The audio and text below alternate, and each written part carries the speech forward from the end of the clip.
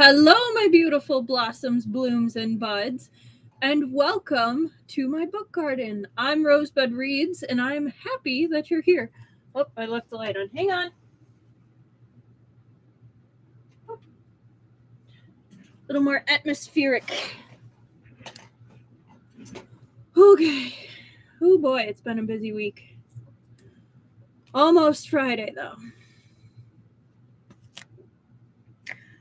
So, this is the fourth session of Book 3 of Thousand Autumns. And it is yet again starting on another cliffhanger. Whew. But yeah, how's everybody's week been? Oh, hang on, there's still foil on it. Hi, Annika. How you doing today?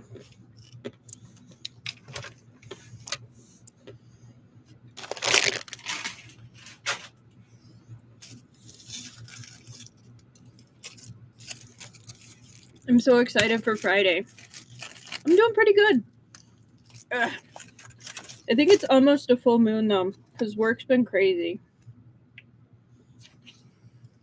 I'm trying to break some chocolate, and it is not working. I don't know how far-reaching they are, but if you want good chocolate, try Tony's chocolate. It's really good. There we go. Hi, Mars Rover. How are you today?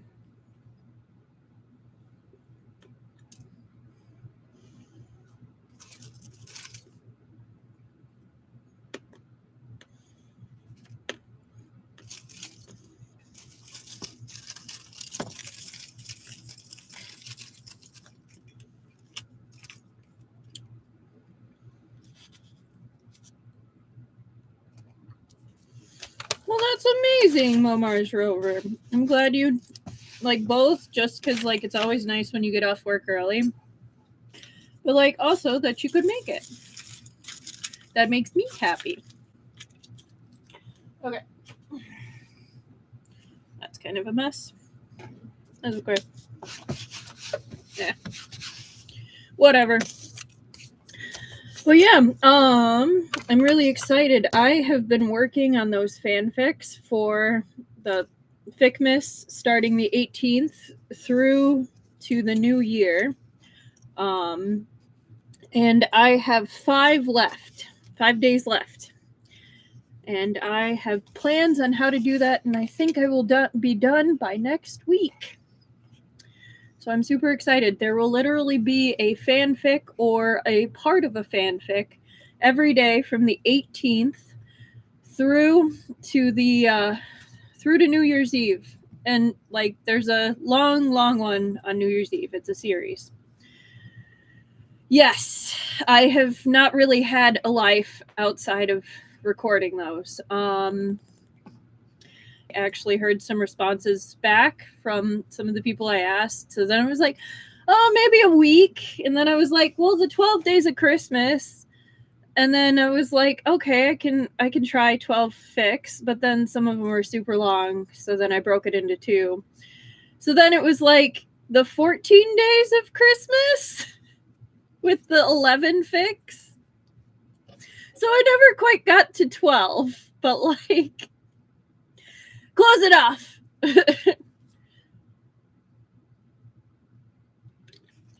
Hello, Truffle. You just missed the rant about how I failed at 12 days of Christmas because it turned into 14 days of Christmas for 11 fics.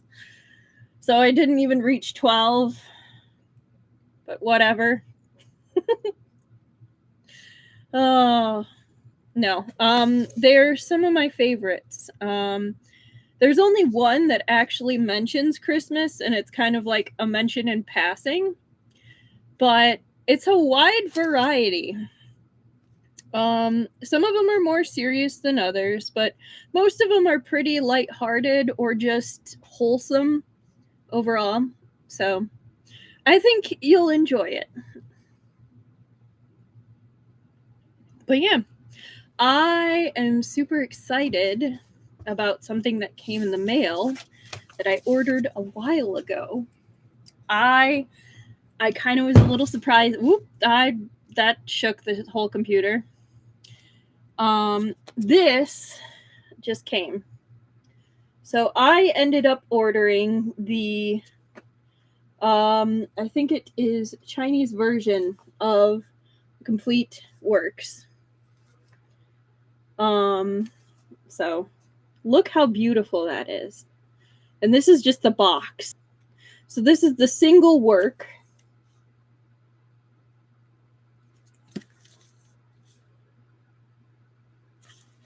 Volume. Look at that. So pretty.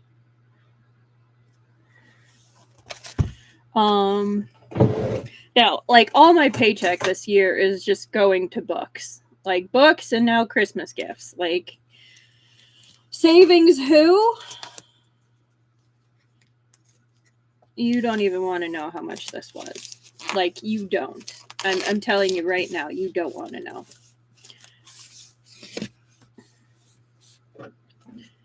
No, it is Scum Villain. The detailing is gorgeous. Let me make sure I've got clean hands. Yeah. Okay, so they have a packet with our boys. Should have known, right? Oh my god, they have trading cards. There's a Lu Binghe like trading card. That's adorable. Like, so cool. And of course he's got a dog. Oh my god, these sticker sheets. These are stickers.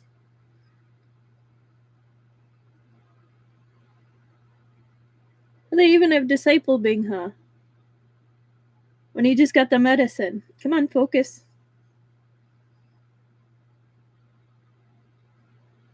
Do they have... They better have Shizen. Shizen. Otherwise, Binghe will riot. I think this is Pop Out? This feels like it should be 3D, but I don't know if it actually is 3D, and I don't want to break it. Maybe it's... I think it might just be like a fancy screen. So here's the picture.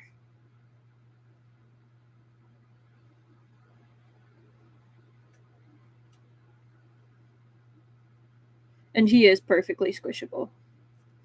God, I love this art style. It's so pretty. And then here it's together. Makes like a folding screen. And then the back.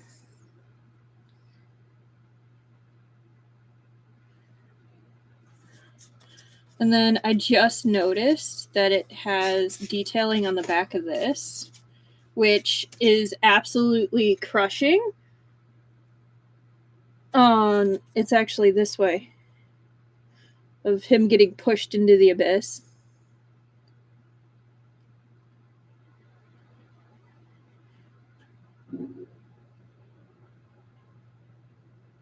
Oh my god, the detail up there of that's him. God, that's a cool detail. He's up in the corner. Wow. That's pretty intense. Wow.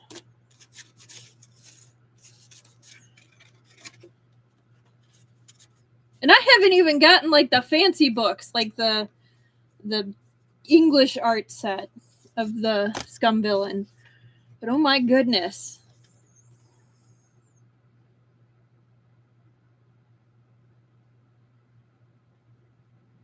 Right? Here's their expressions.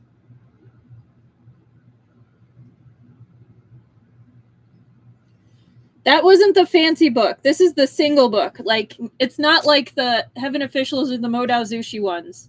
I mean, it is a fancy book, but like, this is a separate thing. Okay, so this is all of it.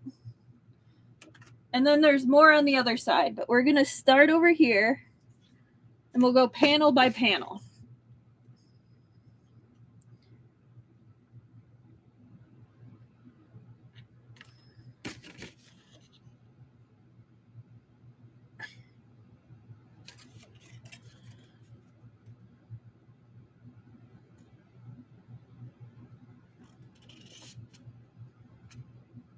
I'm going to take a wild guess, and that's Yu Qing Yuan.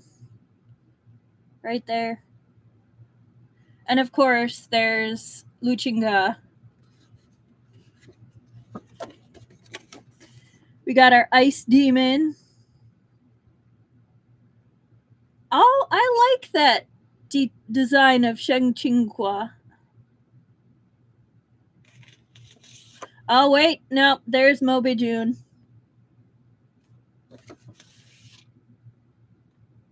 Oh, I guess that Qi Qingqi. And of course, Ning Ying Ying. Okay. Oh, I found Shizun.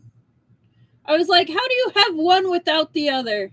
You can't tell me there's not a second one. Those designs are so cool. And of course, here's the back.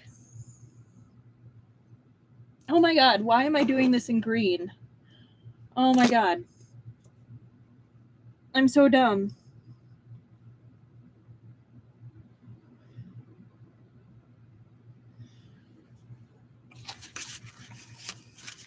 Where did it go? Where did it go? There it is. You can be together. Okay, here's the stickers for Shizun. Start at the top. I love his little face up here. One's funny.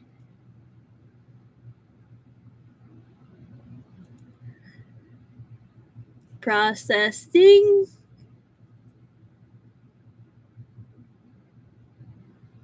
These are really funny. Oh, yeah. Thank you.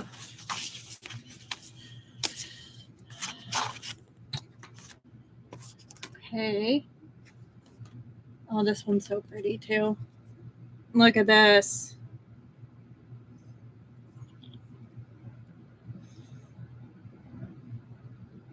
I have no idea why he's petting a fish. That is a fish. Art style is so pretty. Oh, they did! They did!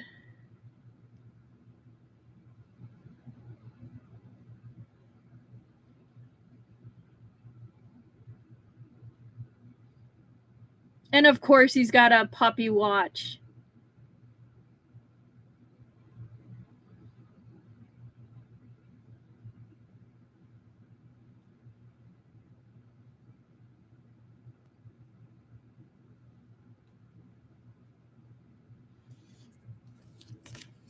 Oh, wow.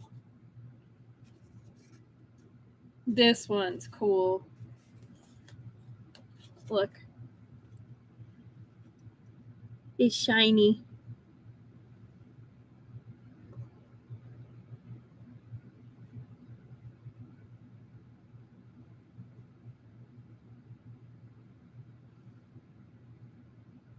And then, whoop, the back is really pretty too. It's slippery.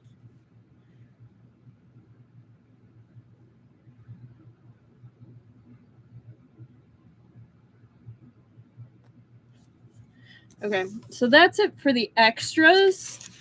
But then here's the back of the book. Or like the box for the book.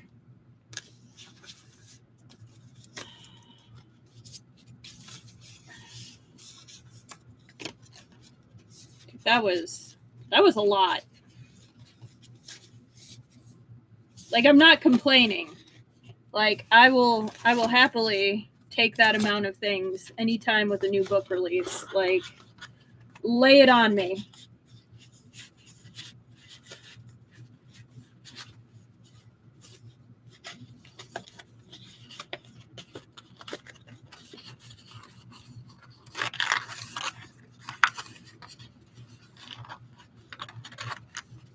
Oh, I think it just folds. No, I think it was folded down.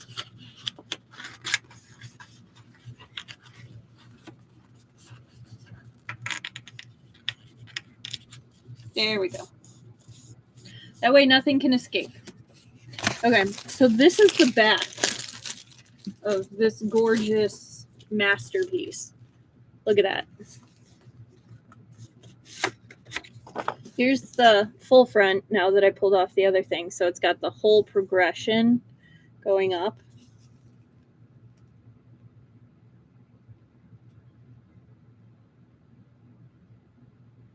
Which I absolutely love. And then the back is them like later in life, I think, or just like them early on. And then their face is like right there. This is the display case. Like, for real. Oh, wow. Oh, it's 2 books. I thought it was just 1. Oh, my goodness. Oh, my goodness. I don't know if you'll be able to see it, but, like, there's even detailing inside.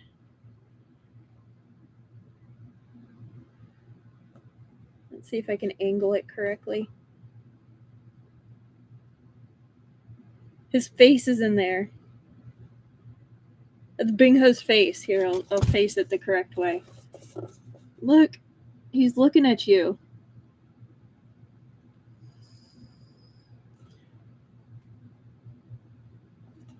Yeah, they did.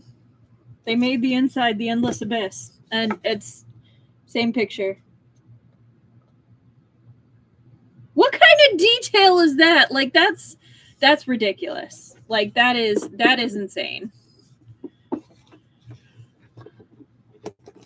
Oh my gosh. Okay.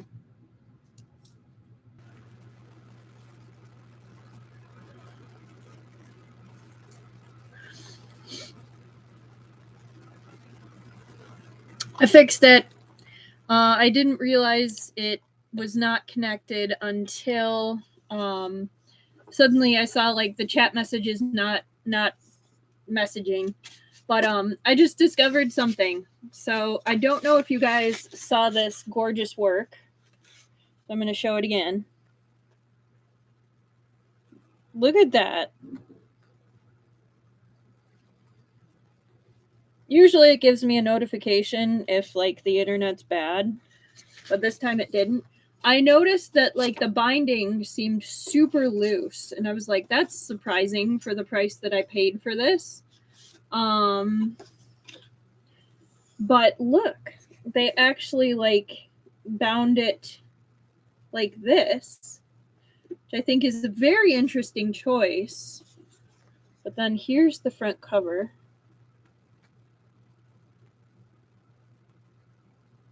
And then the back. So Kangqian Mountain, probably Qingjing Peak. Then let's carefully continue looking at the pictures. Oh my god.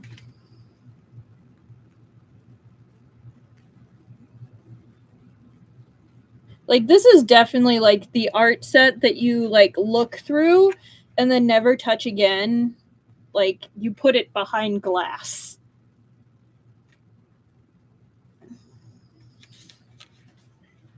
Like, oh my goodness.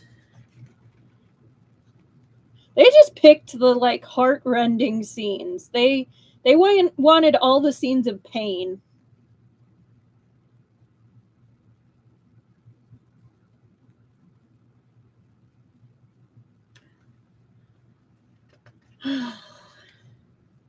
Oh, we got Zhang Yang.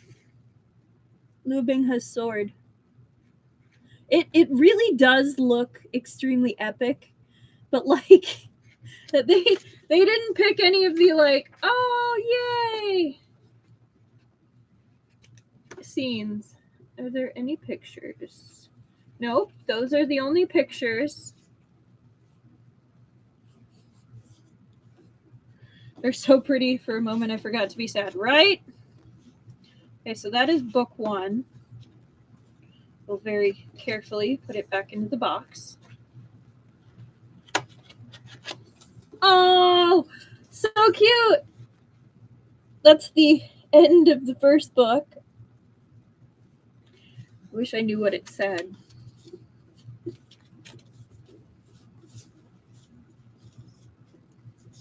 Oh, apparently today is cookie day, so happy cookie day.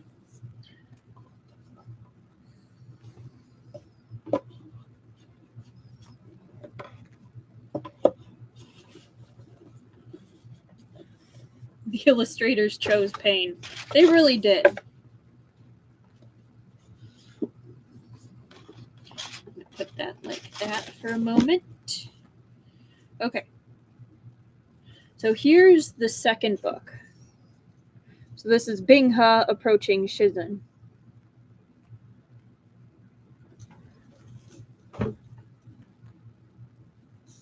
Then the back is the book drifting close, which I think is a really cool detail.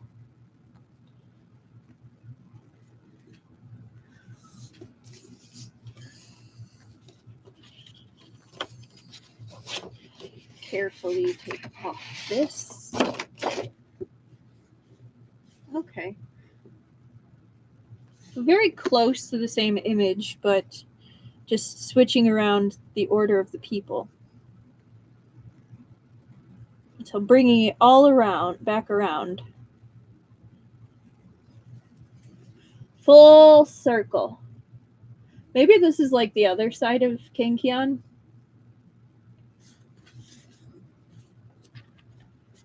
Really, really like this set though.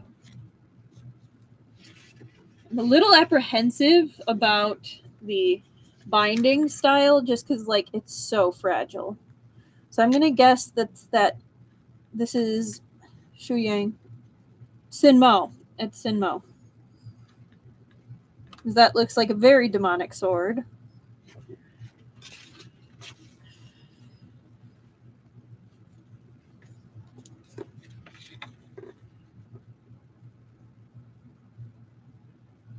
And there's the fight over dead Shizhen.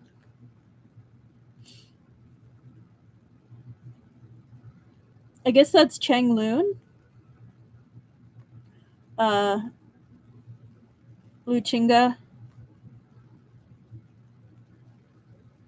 Luchinga's sword.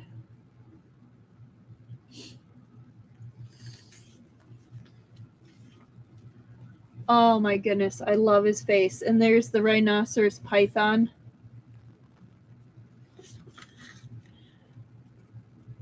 The moon rhinoceros python.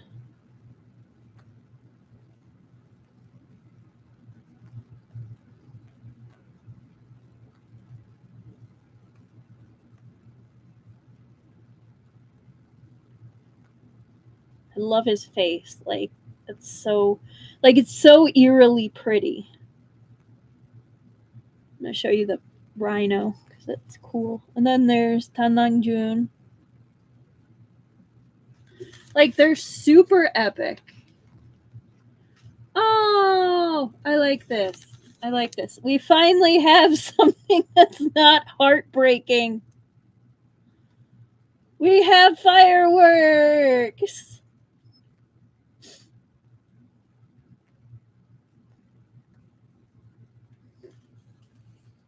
It's cool, but what the fuck?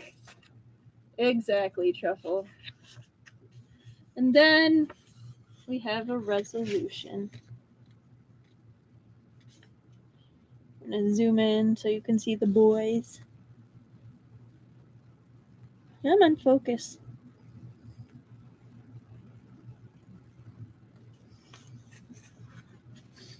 Okay. And then the little doodle at the end.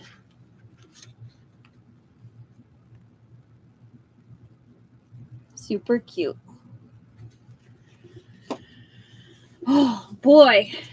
I did not expect it to like be that detailed of a hey, unbox this with me, but I am not disappointed. Wow. I will definitely say I am very happy with what I paid for that. So I have paid similar amounts for much less.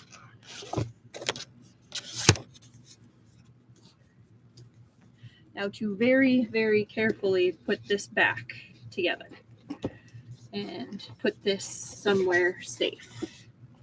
Yeah, the doodles are cute. Those are actually MXTX. Those are their doodles.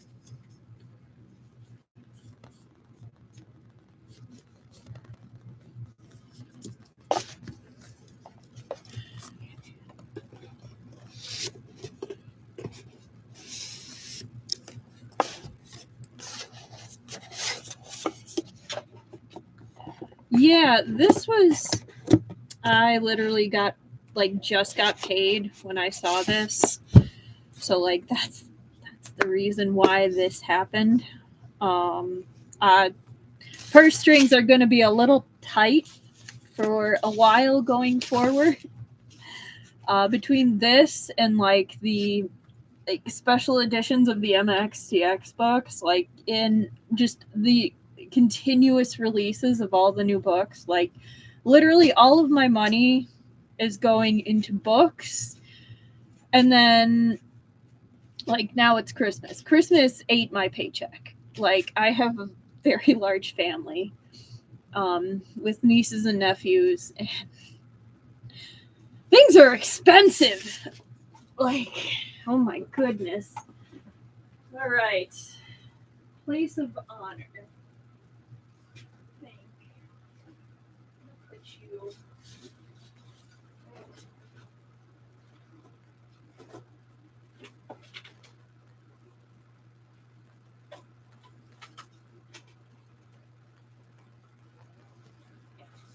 You.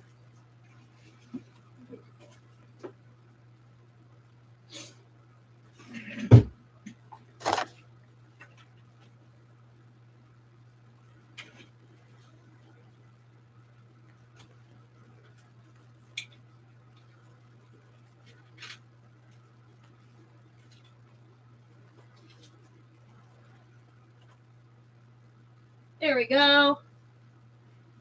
Place of honor. Now it'll be in every video. Oh yeah, you too, Truffle? Oh yeah. No, I will be going on a trip. Like, that was the reason why that I started the whole fanficmas sort of thing. Out of this, out of that, and I'm almost out of salt. Who runs out of salt? That's me with garlic powder. I go through so much garlic powder, it's ridiculous. I could never date a vampire. I'd kill them by kissing them.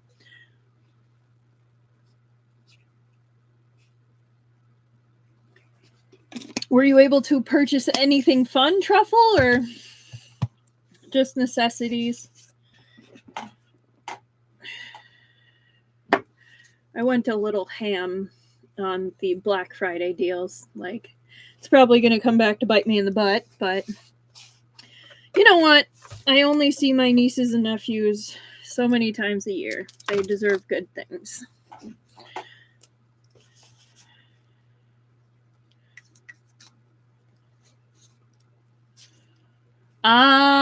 Yeah. Yeah, that'll do it, Truffle. Chili flakes go quick, too. No. Yeah.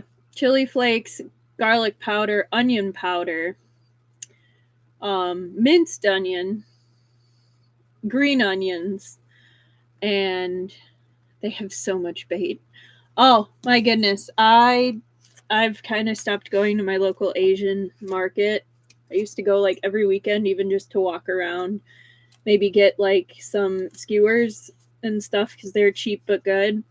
I can't go anymore because I spend too much money. I can't do it.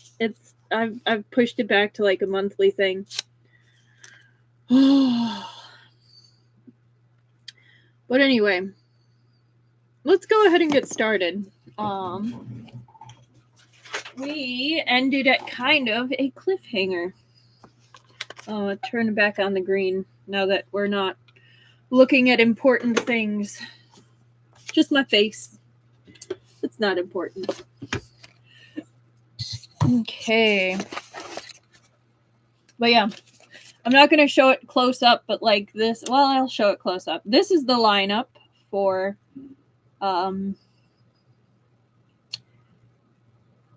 Fickmas. This is the lineup. So you'll see me planning. So this is still what has to be done. But yeah. Finally got smart and actually marked what days and when and to plan, and even just that took a while. But I'm excited for it. I hope that I configured it correctly, because that might be a pain in the butt if I have to reconfigure things or anything. Okay. I think I did it right. We'll see if it releases correctly. If not, I have internet. Okay. Chapter 66.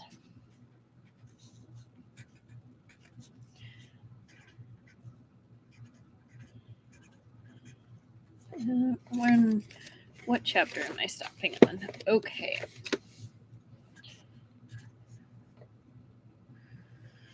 Okay, 3045.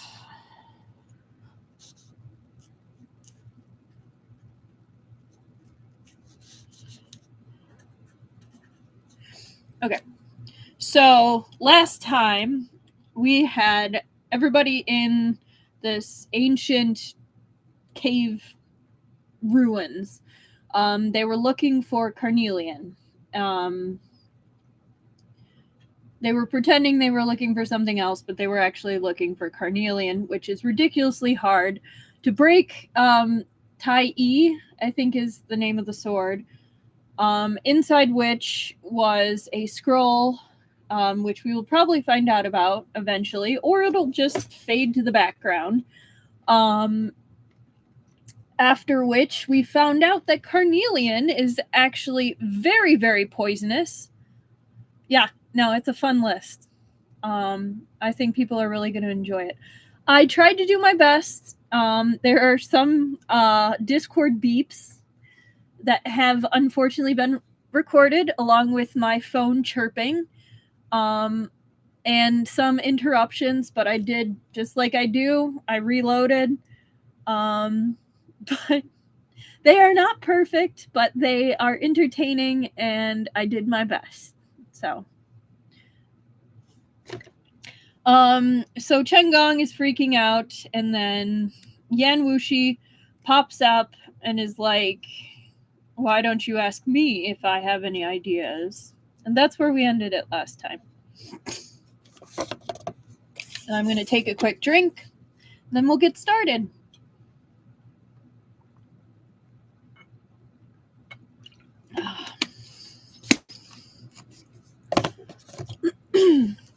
Chapter 66, Fellow Travelers.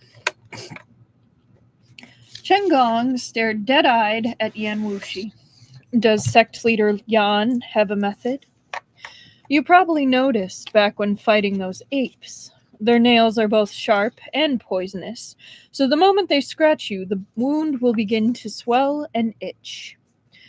His words came neither fast nor slow.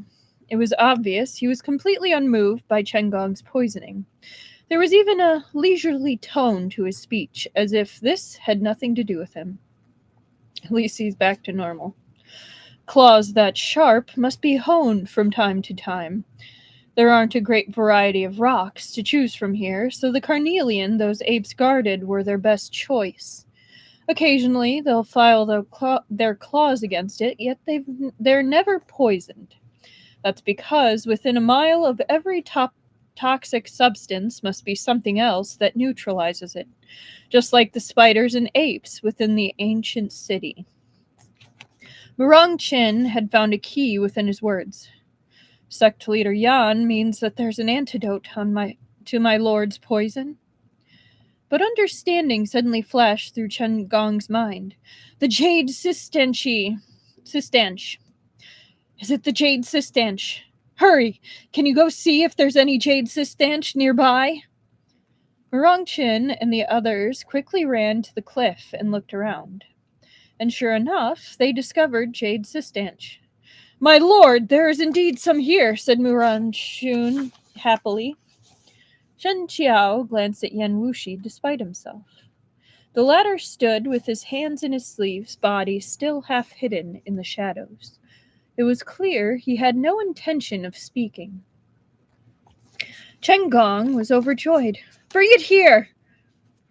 Murong Chin and his nephew sliced off those sprigs of Jade Sistanche and brought them back. Without so much as a glance, Chen Gong quickly shoved them into his mouth and gulped them down. But a miracle did not occur. 15 minutes later, his hand was still unbearably painful and itchy, and the purplish-blue color even began to darken. It already traveled up from his elbow and was nearly at his shoulder. Chen Gong's face was ashy pale, almost blue, a near match for the color of his arm. Only then did Yan Wushi slowly say, The Jade Sistanche is indeed the antidote, but its leaves and branches have no effect. The only part that can cure the poison is the fruit. Those apes must have consumed the fruit for generations, and that's why they fear neither the poison from the carnelian nor the spiders. That's why they can live here. As this place was once Ruo Qiang's altar, these apes might have been raised and trained by the people of Ruo Qiang back then in order to guard the Jade Sistanche. Did you look at the leader? It had already begun to develop a human face. It's obviously possessed an exceptional amount of wisdom and cunning. Originally, those words should have been fascinating. Unfortunately, their speaker's tone was dry and flat, making them rather dull. Of course, Chen Gong was not in the mood to listen to his detailed explanation on the ape's origins. On a normal day, he'd have already flown into a rage and commanded Murong Chin to seize him, but Yan Wushi held his life in his hands, so he could only swallow down his anger. It seems that sect leader Yan has already picked all the fruit. Don't know what you want from me, but as long as I'm capable of it, I will do as you say. Please give me the fruit from the Sistanche. You know what I want. Yet Yan Wushi refused to say. Chen Gong understood Shen Qiao. He knew that Shen Qiao was an upright gentleman and that you could cheat a gentleman by using their sentimentalities against them. So during all his confrontations with Shen Qiao, he'd always held the upper hand, but this wasn't effective against Yan Wushi. Everyone knew that Yan Wushi was willful and did as he pleased. Oh, hi, Esper lady. Love Yan Wushi just giving an entire history lesson while Chen Gong's freaking out. Of course. We literally just started, literally a page ago, because I got the super special edition of Scum Villain. I think it's either the Japanese or Chinese edition, and we were going through it. So if you want to see that, it is the first half hour, 35 minutes. So there's that. But yeah, we just started.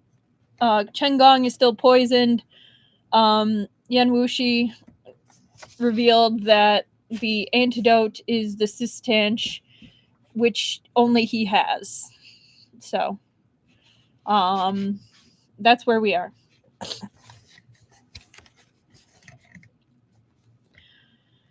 Instead, it was Yan Wushi who held the Sistanche fruit and had become his last hope of survival. If sect leader Yan doesn't clarify, how can I know? He still refused to give up, putting up a final life and death struggle. Yan Wushi said coldly, "Why don't you guess if I can destroy those fruit before your dogs take action? If you're willing to take the risk, I'm not against giving it a go." The moment he said this, Muran Shun, though enraged, could only stop his movements, having intended to approach him. Chen Gong gritted his teeth. "You want what's in Tai'e?" Yan Wushi didn't reply. Chen Gong had no choice. He could only fish out the piece of silk hidden inside his lapel with his other hand, then pass it to Yan Wushi. "Where's the sistanch?" Yan Wushi took the piece of silk, then retrieved a fruit from somewhere about his person and tossed it to Chen Gong. Here, I'll show you the picture first. Hang on. Oh, come on. I'll show you the edges. So there's Yan Wushi looking all smug. Why is it not focusing right? I'm just struggling. Okay.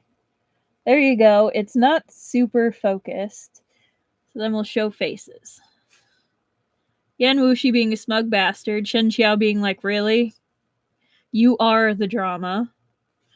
And we have Chen Gong, who's like, "Fuck you." His eyes are so funny. He's like, "You absolute asshole. I am dying." I just have to point out Shen Qiao's eyes are just like, "You're such a dick." Like, his eyes are, those are such side-eye shade.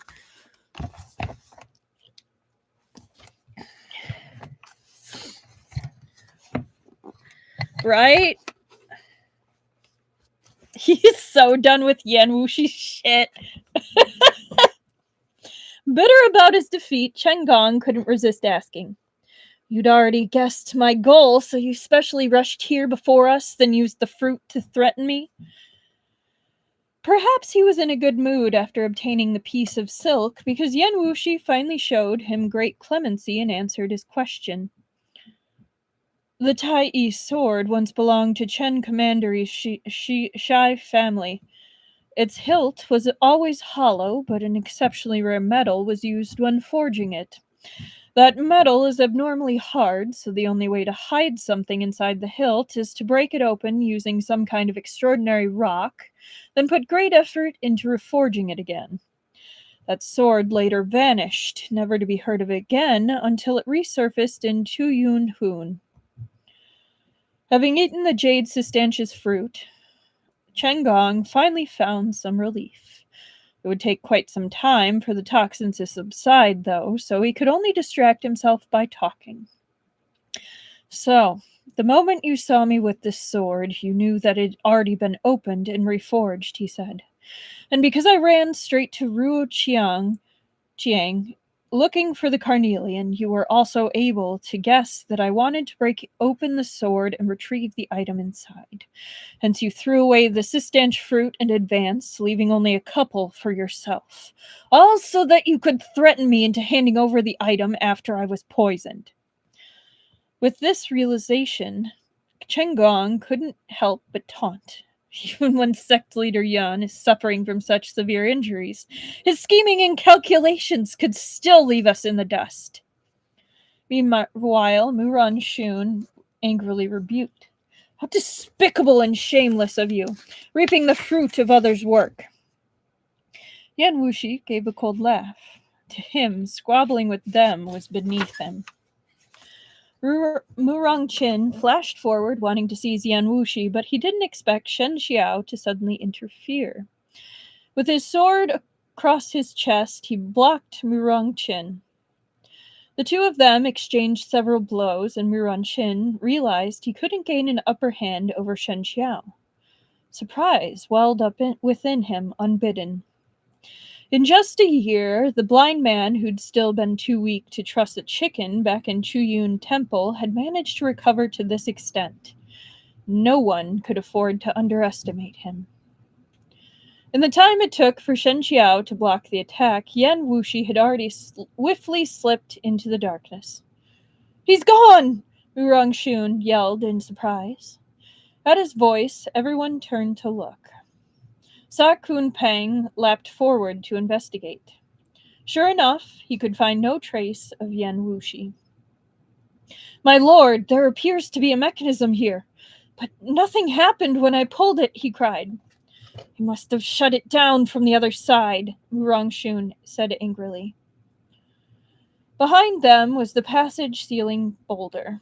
Apart from the fact that there were 1,000-pound rock blocking their path of retreat, even if they did manage to lift it again, there was still the ape leader and venomous spiders waiting for them on the other side. It wasn't that they couldn't defeat them, but that it would exhaust far too much energy. Just thinking about those spiders and their ability to slip through every crack gave everyone goosebumps. Before them was a cliff, and beneath that cliff was a sea of carnelian crystals. They might have been beautiful, but they weren't edible, and they were even highly toxic. Having seen the awful condition Chen Gong had been in, none of them would be willing to bring trouble on themselves by coveting that carnelian. Which meant that they were currently trapped here without any paths to take and unable to leave. Are you satisfied now, Shen Qiao? Murongshun roared, full of rage that had nowhere to go. Shen Qiao's eyes were closed as he rested. He didn't respond at all. Chen Gong said sternly, all of you, go look to see if there are any other exits. If Yan Wushi could leave this place, certainly we can as well. While Murongshun and the other two searched for an exit, he looked at Shen Qiao. Taoist Master Shen, forgive my bluntness. Previously, Yan Wushi was gravely injured after those 5 martial art experts ambushed him. You didn't need to bring him on the current trip, but because I said that there might be Jade Sistanch here, you still brought him in. Forget a friend. Even a stranger receiving such benevolence would be moved to tears. But now he's obtained both the Jade Sistanch and my silk piece, and he didn't take you with him, but abandoned you here and left by himself. Even I feel that this is an injustice to you, even if you don't feel it yourself. If I expect to be repaid for my kindness, then how much do you owe me right now? Shen Qiao replied coolly. He said what we were all thinking.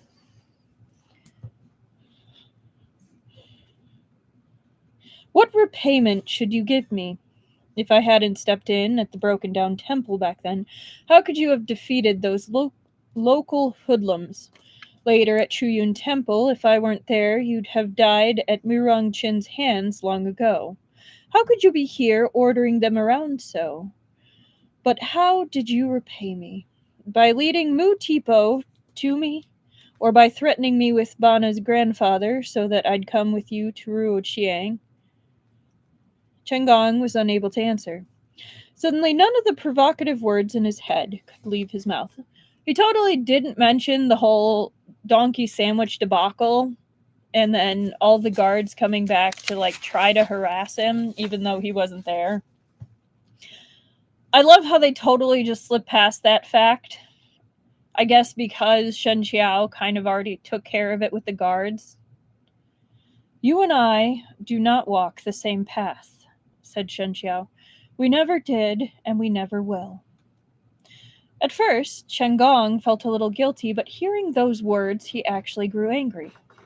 True, you are noble and virtuous beyond compare, he sneered. But what good did that bring you? I earned everything I have today through my own efforts. What's so shameful about that? I might as well tell you. I was born with the ability to remember everything I see and hear. Though I was mostly illiterate back at Chuyun Temple, I still managed to memorize everything you recited. There were so many martial experts at the scene. Who would have imagined that an insignificant nobody could pull off what they couldn't? Mutipo is cruel and ruthless. The people he favors never last beyond a month, and most of them suffer horrific fates.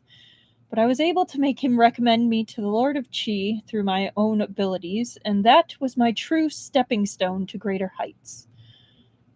Truly it was, yeah. Shen and the others had indeed chosen Chen Gong, but they still couldn't help the awkwardness hearing him talk about his experience as a kept man. But Chen Gong himself had no such feelings, and he continued to speak with ease, calm and composed. Obtaining the favor of the Emperor of Qi wasn't my final goal. There's no man in the world who's willing to serve others with his body, even if he's the one taking initiative in bed. Using the Lord of Qi's favor, I had him find me a teacher so that I could learn to read. I knew very well that those great aristocratic families will never acknowledge people with my background, but I don't need their approval. There are only two things in the world that allow you to rule over people's hearts. One is the book, and the other is the sword. So I needed to learn as many words as possible, read as many books as possible, all in the shortest amount of time. And I succeeded. Shen Qiao, why do you think Chen and the others chose me? Just due to riches and glory? That's not it. Are kings and generals made in the womb? The kingdom of Qi is destined to fall, and they know that as soon as Qi suffers a crushing defeat, everyone will leave like rats from a sinking ship. There's no future in following the Lord of Qi, so they follow me instead. At least I know myself and my abilities well, unlike the Lord of Qi and most of his aristocrats. But what about you, Shen Qiao? You are indeed noble and virtuous, an upright gentleman. To be honest, I admire you greatly because I can never be like you. To repay evil with virtue without resentment or regret. But a gentleman like you cannot survive in this world. You'll only be swallowed up, consumed, until not even your bones remain. Just like now. Yan Wushi has betrayed you again and again. In the end, you can only await your death together with an enemy like me. Isn't that ridiculous? Shen Qiao remained silent and calm until he finished. Then he said slowly, Chen Gong, ever since I met you, I knew that you were different from the others in your hometown. You are smart and full of energy. You have ambition. You're ruthless to both yourself and others. Within those troubled times, you have the ability to become someone truly formidable. You were able to climb the ladder of success called Mu Tipo, then use him to obtain the Emperor of Qi's favor on your own merits. I won't look down on you for that.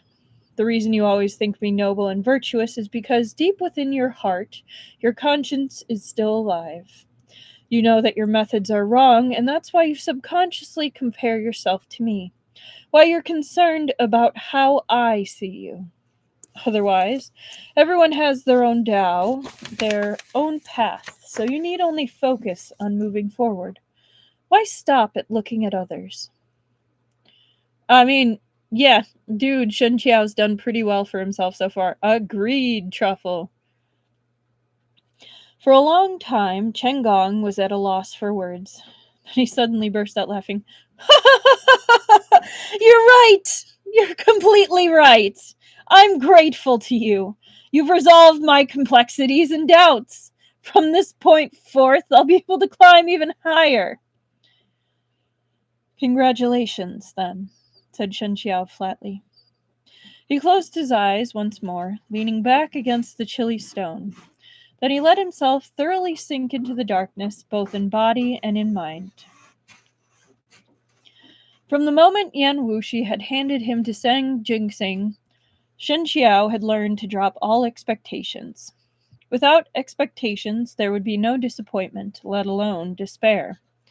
So when Yan Wushi had abandoned him and left him by himself, though he'd been a little surprised at the beginning, even that surprise had quickly become trifling and insignificant. Yan Wushi had always been like this. Even if his personality had changed greatly, the selfishness and callousness innate to him wouldn't lessen in the slightest. For many things, just because you gave didn't mean you'd receive anything in return. He was already used to it, so why would he still be sad or disappointed? Rongqin and the others searched everywhere but slowly began to feel hopeless. It was true that they still had rations with them and that the daily needs of martial artists were far less than that of a normal person's, meaning that the rations could last them a long time, but they couldn't stay here forever. Furthermore, this place was deep underground, lacking sun or sky, and it was airless. Even if they didn't starve to death, they'd eventually suffocate.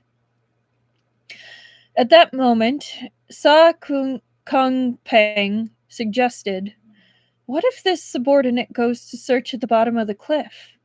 Perhaps there's another exit there?" Chen Gong thought for a moment. "Very well. Carnelian is down there. Carnelian is down there. But that doesn't mean there's nowhere to stand. Just be careful not to touch the carnelian." Sa Kung Peng agreed. As Murong Shun was young and energetic, he'd grown bored after sitting around for so long, so he rose and went down with him. Pretty much everyone had some scratches from the apes. Those wounds were burning and swollen, but it wasn't anything serious, only flesh wounds. They didn't even need to eat the sistange fruit. Applying juice squeezed from the sistange roots to the wounds was enough to relieve the swelling and itchiness. I was just kind of wondering about that. It's like, if they sharpen them on the sistange, technically, wouldn't they have like traces of sistange on their claws? So that answered it, I guess. Chen Gong sent Muronqin down to help them search, then asked Shen Qiao, "If we manage to get out, what will you do?" Shen Qiao slowly opened his eyes. Within this darkness, no one could see the bewilderment in his gaze. Based on his pace and the amount of time that had passed, Yan Wushi would be almost back to the surface. With his abilities, even if he couldn't confront the Buddhist and Confucian sects directly for now, he could quickly contact the people from Huan Yue sect, which would at least save him from getting trapped in dangerous situations. In other words, even without Shen Qiao, Yan Wushi could still have a good life. Shen Qiao suddenly thought of something. "What you obtained just now, that was one of the Shu Yang strategy scrolls?" "Correct," said Chen Gong.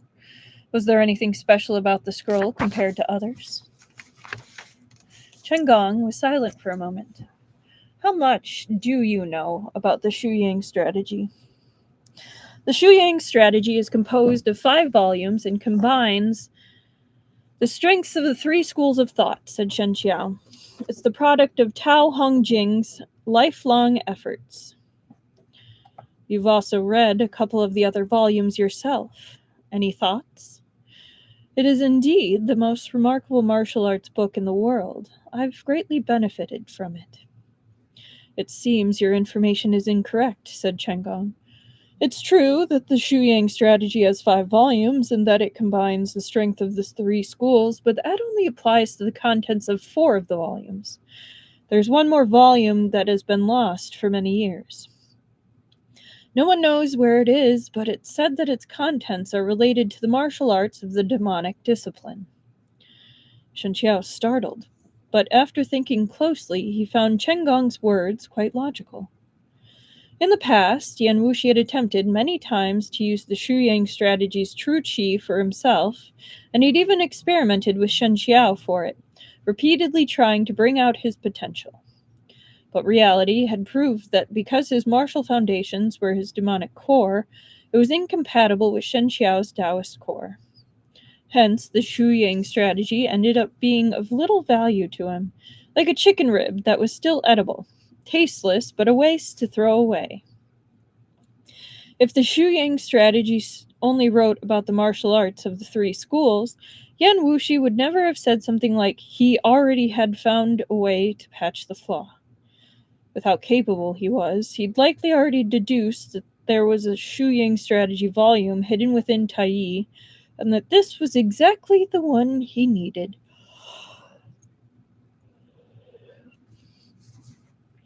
Having deducted the entire sequence of events, Shen Qiao slowly exhaled, a trace of fatigue in his expression. Suddenly, he felt a little tired. But his voice remained as calm as before. So that's how it is. Tao Hongjing was indeed a man of great learning. No wonder the demonic practitioners have constantly sought the Shuyang strategy as well. Sounds like that piece of silk was exactly what they were after. And since you were also chasing it so anxiously, does that mean you were practicing the martial arts of the demonic discipline? Did you join Huan sect? What a joke, said Chen Gong. With my current rank and status, why would I need to join Huan sect and get ordered around? If anything, it's Huan sect who requires all the conveniences I can provide. So our relationship is one of business and mutual cooperation. It benefits us both. However, saying this much was useless as well. In reality, they were still trapped here with no method of escape. Having searched around the cliff bottom once, Murong Chin and the others returned empty-handed. Everyone was a little disheartened, and Chen Gong spoke no more. Instead, he took the opportunity to meditate and preserve his energy while reciting the contents of the silk scrap he'd memorized hastily earlier, wanting to integrate it within himself. He'd never been the type to wait around for his death. Even in this kind of situation, he still did his absolute best to create a favorable environment for himself. That was why, in these troubled times, Chen Gong had been able to rise from a penniless commoner to where he was today. To the point that even the Imperial Court of Qi's foremost martial artist, Murong Chin, was willing to obey his commands and dispatches. Like, wait a minute, that's not right. After an unknown length of time, a sound suddenly came from the stone wall. Everyone had just been nodding off and immediately opened their eyes. They turned toward the sound and saw a silhouette reappear where Yan Wushi had originally vanished. Murong Shun reacted first. He leapt up, ready to charge over with his sword. Yan Wushi? The name was uttered through clenched teeth, his voice brimming with hatred. Oh, that's almost perfect. It's 106.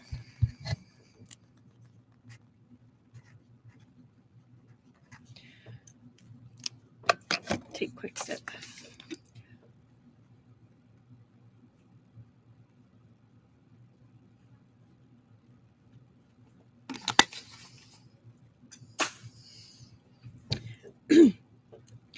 $67. Escape from trouble. Oh God, 6-7. However, Yan Wushi only needed one line to freeze him in place. The path branches off outside. Without me, you won't be able to leave. San Lang! Chen Gong stopped Murong Shun, who reluctantly sheathed his weapon and returned to his place beside Chen Gong. Chen Gong cupped his hands, his manner courteous. Many thanks to sect leader Yan for coming back. We are deeply grateful. If sect leader Yan is willing to show us the way out, I promise to happily leave the piece of silk to him and never ask for it again. Yan Wushi glanced at him but didn't say anything. He simply turned to head out from where they'd entered. Murong Chun looked at Chen Gong and asked, My lord, should we follow? Chen Gong nodded. I'll lead. Just follow behind me. My lord! Chen Gong smiled. Stop the nonsense and follow me. Murong Chin and Murong Shun were both a little moved. They spoke no further and stood after Chen Gong. Naturally, Chen Gong hadn't won over the likes of Murong Chin for no reason. Even if he'd leapt up and become the Emperor of Qi's favorite, he'd still been a poor youth with neither background nor proper family properties. It wasn't enough to make an arrogant martial expert like Murong Chin serve him happily. In truth, Shen Qiao had already hit the nail on the head earlier. Chen Gong was tremendously talented. The ability to remember everything he saw and heard had allowed him to seize his stroke of fortune in encountering the Shuyang strategy. Furthermore, he'd spent great efforts honing himself, and he hadn't been satisfied with becoming Lord of Qi's favored official. Judging from his actions, he'd indeed possess the potential to become a formidable leader. If they dug a bit deeper, someone like Muran Qin, who came from the royal family of the earlier Yan dynasty, would have already lost all their authority within the new era if not for their martial arts. They weren't from a powerful aristocratic family, so the emperor wouldn't give them too much authority either. Their only choice was to become hounds and falcons for the true heavyweights. Even the ordinary nobles of Qi would look down on them. Under these circumstances, Chen Gong had given them a new option, and he'd won them over with his own performance. They were naturally willing to pledge their loyalty to a better, more enlightened master in Chen Gong. Of course, Shen Qiao didn't know the details of the situation, but he'd also spent quite some time in the secular world himself. Thanks to Yan Wushi's influence, he now had some understanding of the politics and mindsets it was built on. Chen Gong had managed to climb this high in such a short period of time and win over many people.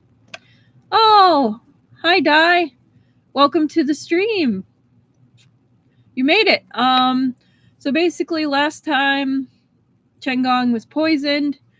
Yan Wushi came in basically saying like, do you want the antidote? Which Chen Gong was like, of fucking course. So basically, Yan Wushi traded the antidote for the silk scroll and then kind of ran away. He's now come back. There were some conversations and a little explanations behind where positions were, but that's the main thing of it.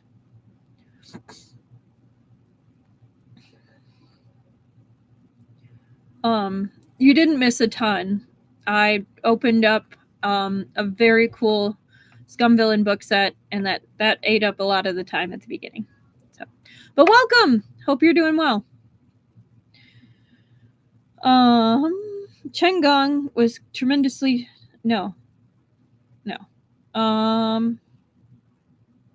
Chen Gong had managed to climb this high in such a short period of time and won over many people. He was indeed someone incredible. If it had been Yan Wushi instead, even if he'd understood all those mindsets and logic, his arrogant, willful nature meant that he might not be able to bend when necessary like Chen Gong had. The entire passage had been carved from the mountain. Chen Gong still had some torches with him. Once he lit one, they could see candlesticks lining up both sides of the hall. The entire capital of Ruoqiang had sunken and collapsed sometime in the past, which might have caused part of the mountain to cave in as well. Certain points along the tunnel were blocked by boulders that had fallen from above, leaving only a tiny gap through which to pass. They were forced to carefully squeeze through after clearing away some of the rocks. Murong Shun was a little worried. There aren't any spiders here, right? Those spiders reek of rotten flesh, but I don't smell that here, so there shouldn't be any around. As they were talking, the path suddenly branched into two separate ones. Everyone halted and looked at Yan Wushi's back. Go left, he told them. Murong Shun was suspicious. Wait! How do you know to go left? I went right earlier. There were spiders. Why should we trust you? Asked Murong Shun. And how are you unscathed after encountering the spiders? Yan Wushi ignored him and continued walking. Murong Qin held Murong Shun's shoulder and whispered, He has the jade sistanch. Murong Shun immediately understood as well. That's right. Since the jade sistanch can counteract the spider's venom, it should also keep the spiders away. But in that case, why would Yan Wushi return to guide them out? He couldn't have suddenly found his conscience, could he? The mighty Huan Yue sect leader suddenly growing a conscience? Forget about convincing others. Even Murong Shun refused to believe it. The entire path was angled up gently, which proved that they were headed towards the surface. No one said anything, but they all gradually began to believe Yan Wushi. They followed him until they found another split in the path some distance later. And this time there were 3 branches. Yan Wushi stopped. This is as far as I came before turning back. Meaning he also didn't know which path to take from now on. But everyone now understood as well. When they'd entered in the beginning, they hadn't taken the proper road, so currently they are mainly retreading the capital's inner passages. These splits led to all sorts of different directions. It was just like the hallways within the Central Plains palaces. Some would lead to a different palace, while one would lead to the capital itself. And it was the latter that could lead to the true exit. If they chose any of the others, not only might they end up taking a detour, they might even run into spiders or apes and suffer the consequences. Chen Gong asked Yan Wushi, "Which path would you take?" Yan Wushi didn't answer. Shen Qiao had been silent the entire time, but now he suddenly spoke. "Since we don't know, we can just leave a mark here and choose a random path. It'll all depend on our luck anyhow. If we pick the wrong one, we can only blame our own bad luck." "That works," said Chen Gong. He picked up a rock and scored several marks across the stone wall. Shen Qiao couldn't help but do a double take. He'd known Chen Gong's martial ability was fair, but he'd been busy fighting the apes earlier and couldn't spare the time to observe. Each stroke Chen Gong made now was obviously infused with true qi. The white marks were scored deep into the wall, showing his level of mastery. Once the marks were made, Chen Gong said, "Why don't we take the middle one? Perhaps that leads outside." Naturally, no one had any objections. Seeing that Yan Wushi wasn't moving, Murong Shun couldn't resist asking, "Why aren't you walking?" "This path. I've never taken it before, so I won't lead." There were slight pauses between his words. The others hadn't noticed, but Shen Qiao did. Murong Shun sneered. "Who knows if you've taken it or not? Now that you refuse to take the lead, how can we trust you've not set some kind of ambush for us along the way?" In the past, Murong Shun wouldn't have dared to say such things to Yan Wushi, even if he'd had 100 times the number of guts. But this was just how humans were. Now that they'd seen him defeated and downtrodden, their idea of his standing also plummeted, to the point that they'd think that they could defeat him too, and that he was unworthy of even a mention. Yan Wushi didn't answer, taking action instead. Murong Shun was standing beside him. Yan Wushi moved so quickly that before he could draw his sword, the man had already grabbed him by the throat and slammed him into the wall. Murong Qin struck a palm at Yan Wushi, but this was blocked by a light and graceful sword sheath. "We're not even out of danger yet, and you're all raring to kill each other?" Shen Qiao asked flatly. Murong Shun tried to claw at Yan Wushi, but before he could even raise his hand, Yan Wushi released him and retreated behind Shen Qiao. "Everyone stop!" yelled Chen Gong. Turning to Murong Shun, he said, "Sect leader Yan didn't need to come back and find us, but since he did, we should be grateful. You must not be rude to him again." Then he cupped his hands at Yan Wushi. "Let me apologize to sect leader Yan on San Lang's behalf. Since I was the one who chose this path, I'll take the lead." After he spoke, he walked forward while carrying the torch. Despite his show of courage in walking at the forefront, Chen Gong's every step was exceedingly careful. Whenever he felt that something was even slightly amiss, he'd stop and observe the situation for a long while. But perhaps the heavens really did favor him. Their gamble actually paid off. Their entire journey was free of obstacles even as they left the tunnel, walked through the capital, and returned to the place they'd originally fallen from. Finding the exit from here might have been difficult for a normal person, but all they needed to do was leap upward with their Chen Gong, secure their positions, and then clamber upwards step by step. The moment the sun and sky greeted them again, everyone was almost blinded by the fierce light. But at the same time, anyone who'd spent 3 days underground and almost lost their life down there would find this sunlight precious beyond compare. Shen Qiao would wound his scarf over his eyes, lest they be blinded by the sudden intense stimulation.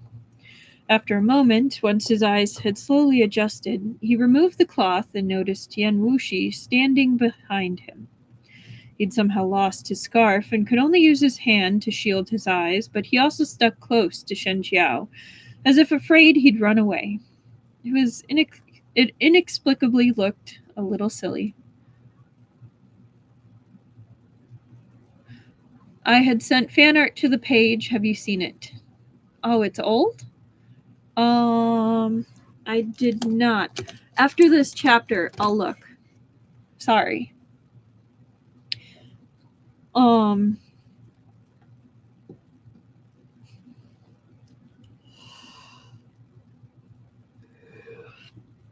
What are Taoist Master Shen and sect leaders' plans afterward? Asked Chen Gong. We'll be passing through Chang'an as we return to Qi, so if the two of you don't mind, I can see you there. That way, sect leader Yan's identity wouldn't be exposed and you won't draw any unnecessary trouble. His original goal for the trip had been to open up Tai'e and extract the silk within, but now, even though he knew the silk was with Yan Wushi, he didn't mention it at all. It was clear he'd memorized the contents. His words to Shen Qiao weren't simply to express his goodwill and magnanimity, but also to tell Shen Qiao and Yan Wushi that he had no intention of revealing Yan Wushi's whereabouts. With a long separation came time for a reappraisal. Chen Gong, as he was now, could no longer be judged with the eyes of the past. Shen Qiao glanced at Yan Wushi. Thank you for your kindness, but I have somewhere else to go. As for sect leader Yan, he should be left to make his own decisions. I'll go with you, said Yan Wushi. Chen Gong smiled, seemingly indifferent. That's fine. Then we'll part ways here. The mountains and rivers forever remain unchanged, and the world is limited in size, so we'll definitely see each other again. I hope that next time we meet, sect leader Yan will have made a full recovery, and Taoist Master Shen will be leading Xuandu Mountain once more. Shen Qiao gave no answer to that, simply cupped his hands instead. No need to see us off. If they wanted to leave Tuyunfun, they had to follow their original road back to that small town to rest and purchase horses. Only afterward could they return to the royal capital before traveling on. But Chen Gong and Shen Qiao had different objectives in the first place. Shen Qiao still had many things he wished to ask Yan Wushi, so he had no plans to travel with them. They watched as the others left, leaving behind footprints both deep and shallow in the fine sand. Then a gust of wind blew past, and those prints vanished without a trace. Shen Qiao turned to Yan Wushi. Chen Gong isn't a generous person, he said. You took his silk piece, so even if he remembers the contents, he'll still hold a grudge against you deep down. This will cause you trouble in the future. Yan Wushi stared at him unswervingly, then suddenly said in a hurt voice, It wasn't me, Mei Rin Ji Gaga. Shen Qiao held his forehead. I know, it was the previous Yan Wushi. But the silk is still on you, isn't it? You can tell us apart? Asked Yan Wushi happily. Shen Qiao was silent for a moment. If it were one of your other personalities, you could never have returned after leaving. I'm so happy, said Yan Wushi. You recognized me. I know he abandoned you. I was so worried. I had to use all my strength to take control and head back. He tugged on Shen Qiao's hand. Don't be mad, all right? Shen Qiao gave a long sigh. If he didn't do that, he wouldn't be Yan Wushi. The real Yan Wushi would also never say such things to me. I just never thought that a man with his personality could give birth to someone like you. That should be impossible. A trace of imperceptible cunning surfaced in Yan Wushi's smile. That's not true. Shen Qiao didn't understand. What? Nothing. When can we head back? Should we wait until they're a long way off? I'm hungry. It is kind of cute, Annika. Like, don't be mad at me, it wasn't me! Alright, let me check real quick. Sorry, I haven't really been watching the community page with all the fanfiction stuff. I've just kind of been like I have this much time. I'm just gonna do that. So I haven't been very good about checking. But I will check now. Community page.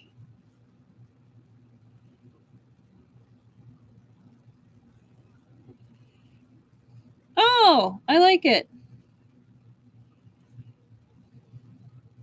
It's really pretty.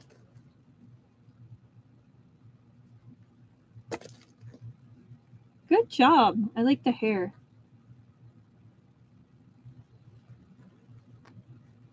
And the dancing pepper. The dancing pepper is pretty funny.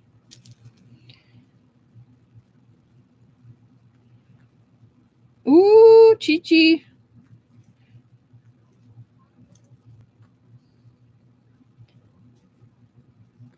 Uh-oh. All right, I'm going to be done showing my phone because I'm getting some charges on my debit.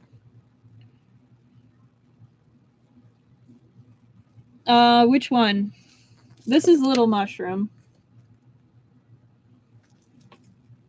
And then this one is Weiwuxian.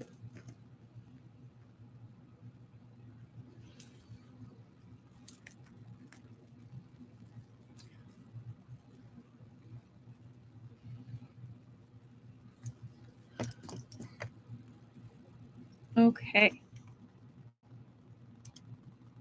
I'm going to have to... It's pretty. Okay. Let's go ahead and get started. Yes, the pepper.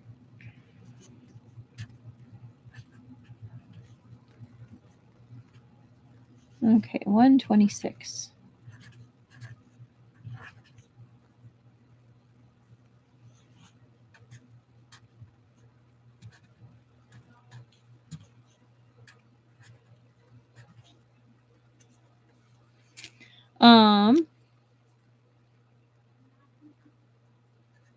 Rebirth after death.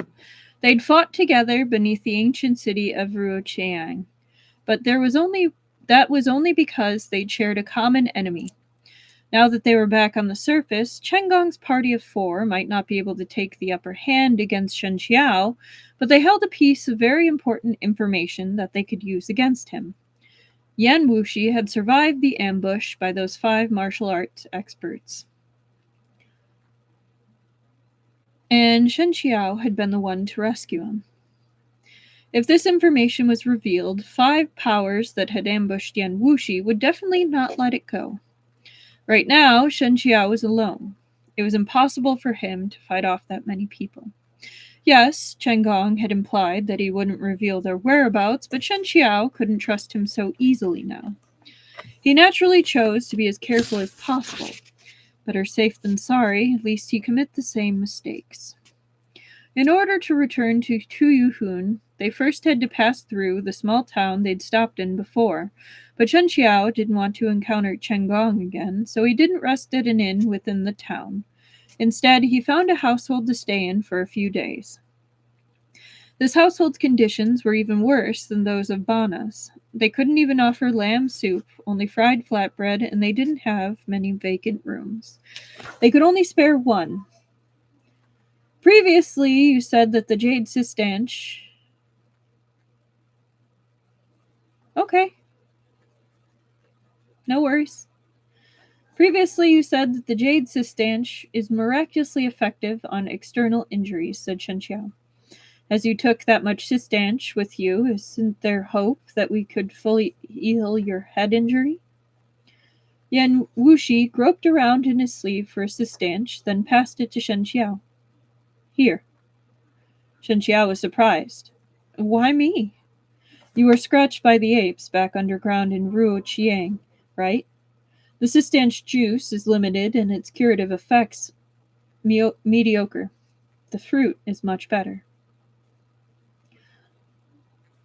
Shen Qiao took the sustanche, then suddenly said, You're Yan, not Shai Lang, aren't you?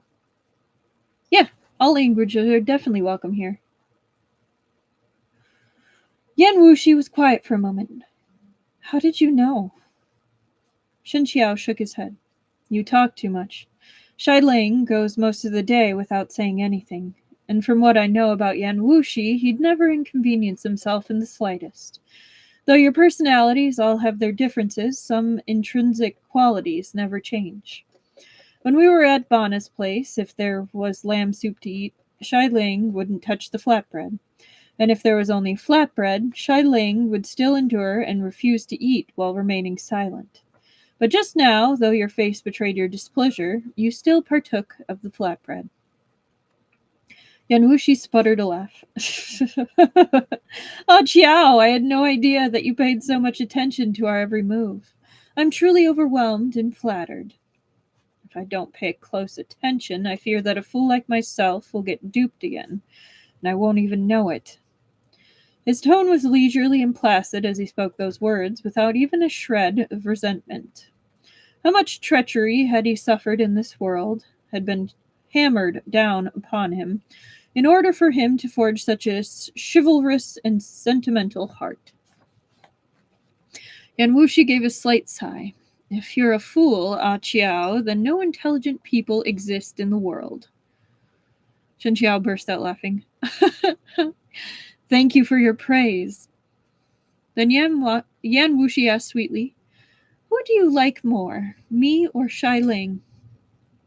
Chen Qiao froze a little, then knit his brows and said mildly, Whether it's you, Shai Ling, or some other personality, you're all just a fragment of Yan Wushi's inner demons. Since you've already obtained the silk piece, it'll just be a matter of time before he repairs the flaw in his demonic core. Once that happens, all of you will disappear while Yan Wushi will still be Yan Wushi. Who I like isn't important. Yan Wushi smiled. You're correct. In the end, we were all born from Yan Wushi and are still joined to him. So it's impossible for us to exist separate from this body. So you must like Shai Ling the most, because Shai Ling is the least like Yan Wushi, correct? Shen Qiao didn't answer his question. Instead, he sighed.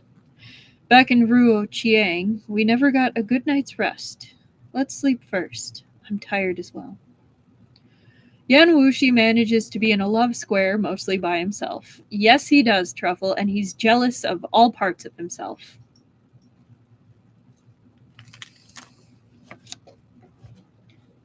He didn't wait for a reply, just closed his eyes and crossed his legs as he began to meditate.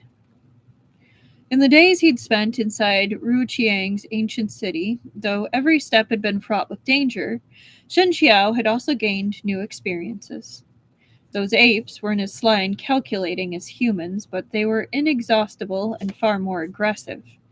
While fighting them, Shen Qiao had often felt like he was wandering between life and death, and every time he escaped a grisly fate, his comprehension of martial arts would rise to the next level. His initial defeat at Bamboo Peak had been wholly unexpected. The moment he'd fallen from the cliff, Shen Qiao's heart had been full of anger and disbelief, just like any other person's would be. But after witnessing all sorts of people and affairs, he'd tempered himself a true, tender heart, and he could even face life and death situations calmly. This type of mindset was reflected in his swordplay. When he'd used the azure wave sword techniques in the past, even if he could endlessly change and wield them with ease, they lacked the confidence born from the experience with life and death. But when he used them now, the moves poured out with a transcendental grace. Transcendental. There we go. Grace. As the Shu Yang strategy's true chi rebuilt his meridians, it and his personality quietly and subtly actualized each other. Only when a person's mind is truly detached and tranquil could they understand the subtlest, most wondrous aspects of nature's beauty. The endless red dust of the human world sees a lone crane soaring high and far. The heavenly Tao is unfeeling, and I alone have obtained it. An outsider might notice that his aura grew more transcendental day after day. Even dressed in an ordinary Taoist robe, he looked more divine than the gods or immortals themselves. To Shen Qiao, this sensation brought him into a deeply profound state, awake yet asleep, in between dream and reality. He could unconsciously sense and know everything around him. The sleeping households, the cold moon that hung outside, the dogs asleep by the fences, the breeze that rustled the branches, and even inside his room, Yan Wushi. Shen Qiao suddenly opened his eyes. He's such a sassy one. All the time I love him. Yeah. He's very sassy. The man who was supposed to be asleep was staring at him, eyes wide open. Shen Qiao was somewhat uncertain and asked, Shai Ling? Yan Wushi made a sound of confirmation and didn't blink. How come it's you?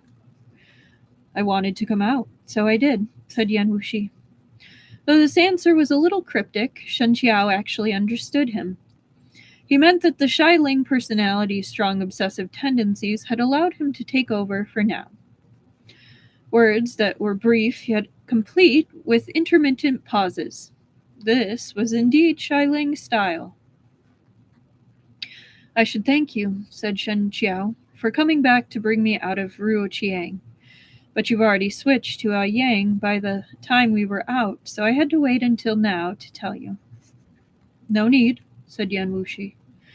So he said, but his eyes remained on Shen Qiao. Lacking the erratic moods without the icy aloofness hidden within mocking smiles, Shai Ling's personality actually became more distinctive. Shen Qiao felt that if Yan Wushi had been Shai Ling from the start, many things probably wouldn't have happened. But there were no what-ifs in this life. Yan Wushi was Yan Wushi. Shai Ling was a part of Yan Wushi, but Yan Wushi would never be Shai Ling. When I was training with the Zhu Yang strategy on Xuandu Mountain in the past, Shen Qiao said, it always felt like I was looking at a beauty through a veil. I knew that she was beautiful, but I couldn't see her clearly, and there was nothing I could do about it. Only after I lost all my martial arts in my battle with Sang Jingsing did I realize what it truly meant to fight your way out of certain death and be reborn. By starting over, I was able to use the Shu Yang strategy to its greatest effect. But in this world, giving up everything is easier said than done. Even if they knew that the Shu Yang strategy is capable of reshaping one's meridians, would the likes of Du Yanshan and Duo Wen Yang be willing to give up all the prowess they'd cultivated over the decades and start again? Yan Wushi didn't reply. Shen Qiao didn't need him to either. He smiled, then continued. Even without hearing it from them personally, I know that very few people would be willing to do so. Leaving aside others to talk about myself, even my past self, before I was forced to give up all my martial arts, would have been plagued with misgivings. But if your heart is full of worries, even if you were forced to destroy all your martial arts, you wouldn't be able to properly cultivate with the Shu Yang strategy.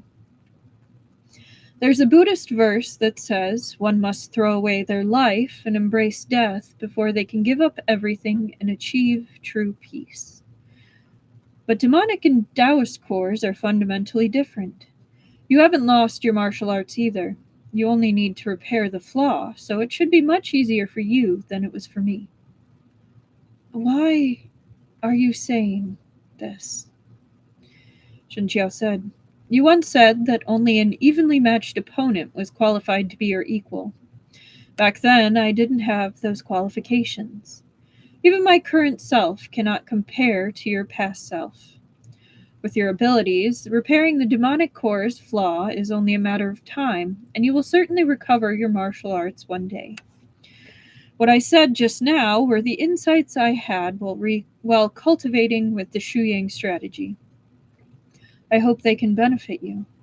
As one who follows the martial path, I also hope for a day when we can have a proper and straightforward battle. I'm Ling, said Yan Wushi. I know, said Shen Qiao. But you're not the only one who can hear these words. Your other personalities can hear them too. Yan Wushi gazed at him silently. Shen Qiao was already used to this. It matched the reaction he expected of Ling. He patted the other man's shoulder. It's late. Sleep. After another long moment, the person finally listened and closed his eyes. Chen Qiao also closed his eyes, then returned to resting cross-legged. After a few days, Shen Qiao reckoned that Chen Gong's party should have been in a hurry to return to Qi, so they likely wouldn't stay in Tuyuhun for too long. By this point, they might have already reached the royal capital or even left Tuyuhun entirely. So he left the small town and returned to the royal capital of Tuyuhun together with Yan Wushi. It had been a while since they last saw it. The OG is the best Yan Wushi. He is the most accurate. Yes, he is. Even if he's kind of more of an asshole than the rest. But that's okay.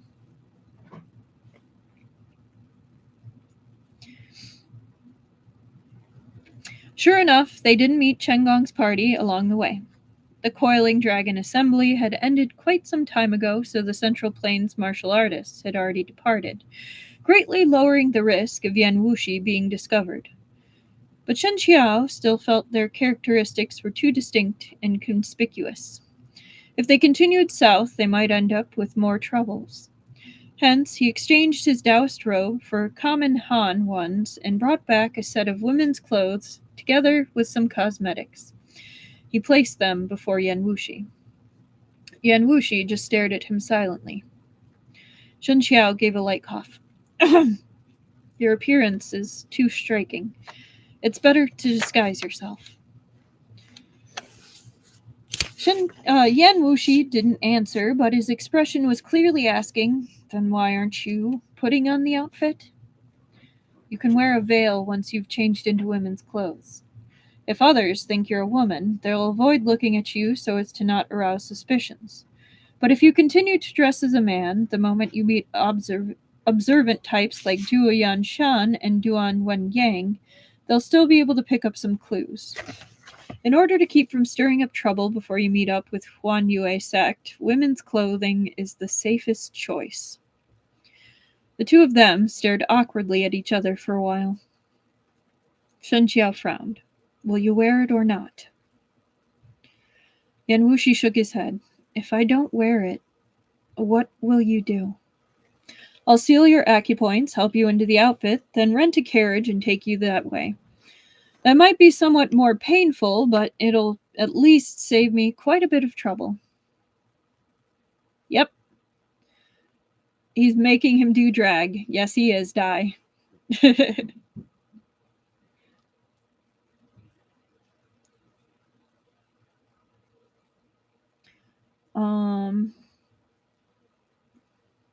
Yan Wushi lowered his lashes. I'll wear it. Good boy. Shen Qiao was pleased, thinking that Ling was really the easiest to persuade. The white hair peppering his temples had to be dyed black, but his hair could remain in a bun. No change was required here, since many women also wore this hairstyle.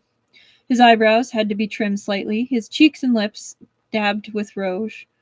A general look was good enough. They didn't need to be particular about the details. Then he changed into the outfit and embroidered shoes. Though his figure looked somewhat strange and his expression was stiff and cold, an air of handsome beauty remained about his features, which had its own charm. It's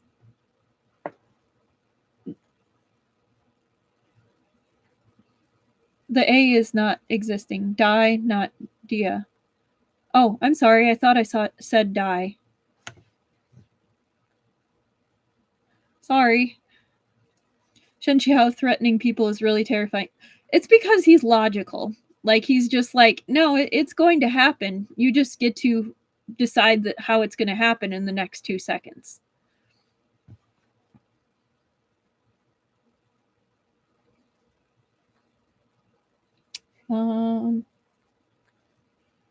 Shen Qiao saw how tense he was and laughed.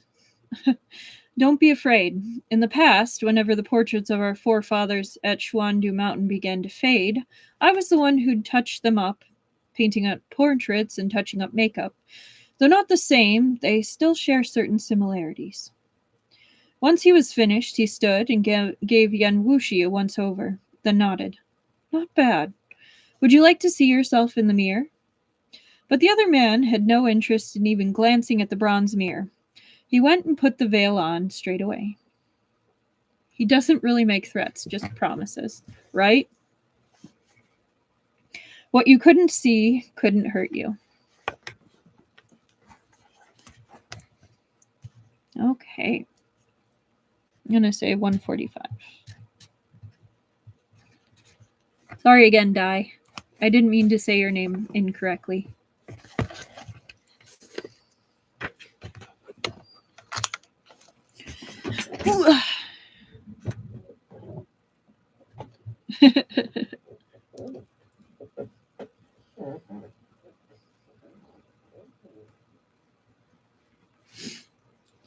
All right, sip, and then we go.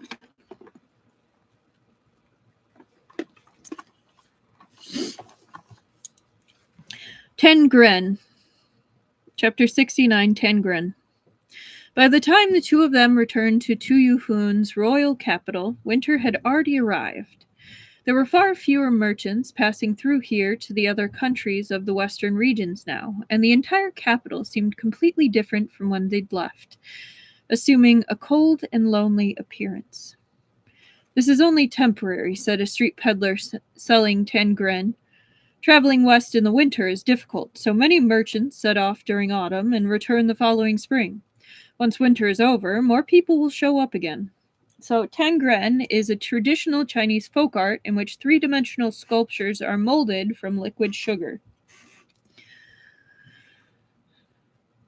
He was a Han, but 10 years ago he'd met a Tuyuhun maiden while passing by this place with a group of traveling merchants. Afterward, he'd married and settled down here to have a family. Shen Qiao had a natural approachability, the power to make anyone around him extremely comfortable, as if they were basking in the spring breeze. Previously, Yan Wushi had been standing in front of the Tengren stall for a while, but the peddler hadn't spoken to him. Then Shen Qiao had walked over and asked a couple of questions, and just like that, the peddler started chatting with him like he'd met an old friend from his hometown. There are actually quite a few Han people in the city, the peddler told him. Even the royal and noble families of Tuyuhun speak the Han language and wear Han clothing. But since we're in the western regions, most people aren't willing to leave their native land and come here. Shen Qiao smiled. That's true. Your wife must have been amazingly beautiful and wise to make you stay. From the way you talk, you have to be a fairly well-read scholar, yet you are willing to stay in this distant land for her, thousands of miles away from your hometown. Seeing such deep love between spouses truly makes one jealous. Hearing Shen Qiao's praise, the peddler scratched his head, both embarrassed and proud. Thank you for your compliments. I just went through a couple years worth of private tutoring when I was young. I'm not much of a scholar at all. And where did you return from? You look all worn from travel. Was it with some traveling merchants to spend the winter? Shen Qiao said, "We've been on the road for a while, traveling west. We saw how the weather was growing colder and didn't dare to keep going, so we returned. We heard that a coiling dragon assembly took place in the capital some days ago. I imagine it's already over." True love, let's go! Right? "It's been over for a while," said the peddler. "Everyone's already left, though it was busy this year. A lot of people from the Jianghu came with their swords and sabers. Since I make tangren, I didn't get much business from them. In fact, during the days after they arrived, people would draw their swords against each other from time to time. I was so scared I hid at home for a couple days." "In that case, the city no longer has any Jianghu practitioners?" "None. After the coiling dragon assembly ended, they all left. Did you see those inns? They were all jam-packed before. It's much better now. Even after lowering their prices, they can't fill their rooms. However, I heard that Qi was destroyed by Shou. Maybe the number of traveling merchants headed west next year will drop even further." At first, Shen Qiao had been worried that once news of Yan Wushi's death spread, Yuan Yang's life would be in danger. But he hadn't anticipated that such a huge development would have taken place in the few months since he'd left Chang'an. He couldn't resist throwing a glance at the man beside him. "I love the characters who are unapologetic wife guys." Yeah. No, I agree, Truffle.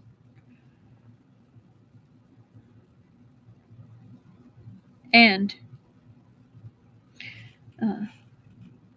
it is so cute.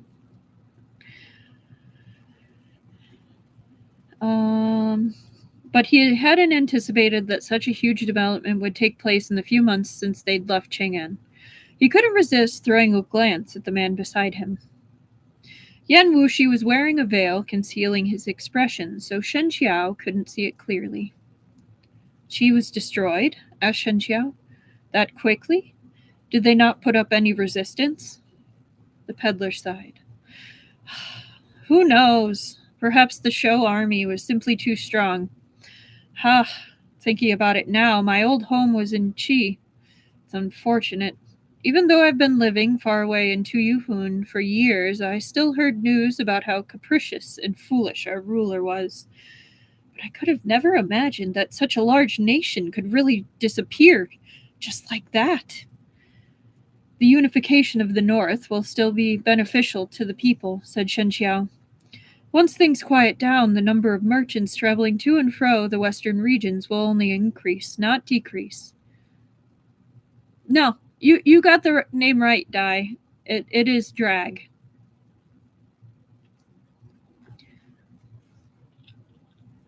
Or you could call it cross-dressing.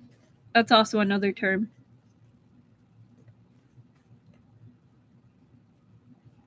No, they both work. Good night, Esper Lady. I also hope you have a good night and good weekend. Hopefully see you Tuesday.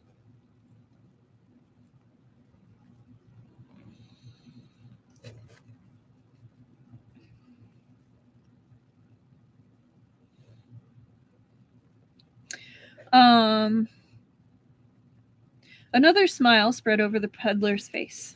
"That's true. I'll take your word for it then. I'll be waiting for the day the Central Plains know true peace.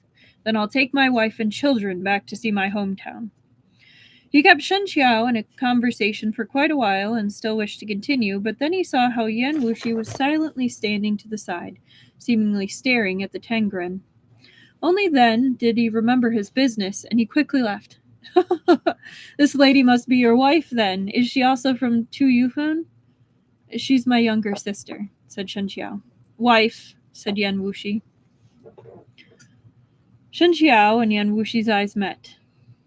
Shen Qiao guessed that Yan Wushi had done it on purpose due to his dissatisfaction at being made to dress up like a woman, but he couldn't say too much in front of an outsider.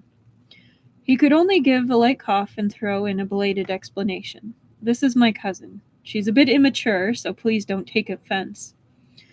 It would have been better if he hadn't explained.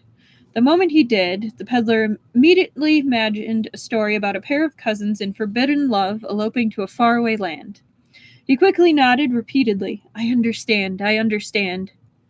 Younger sister is a hilarious lie. Considering he's probably about, what, twice his age? Yes, yes it is. This is my Mei Mei. Nice to meet you.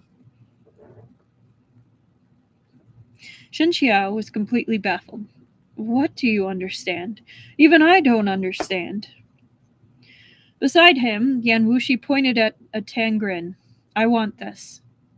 His voice was deep, completely unlike a woman's, but the peddler didn't think too much of it.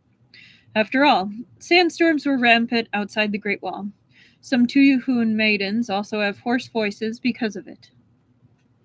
Yeah, the peddler really is imagining in 4K right now.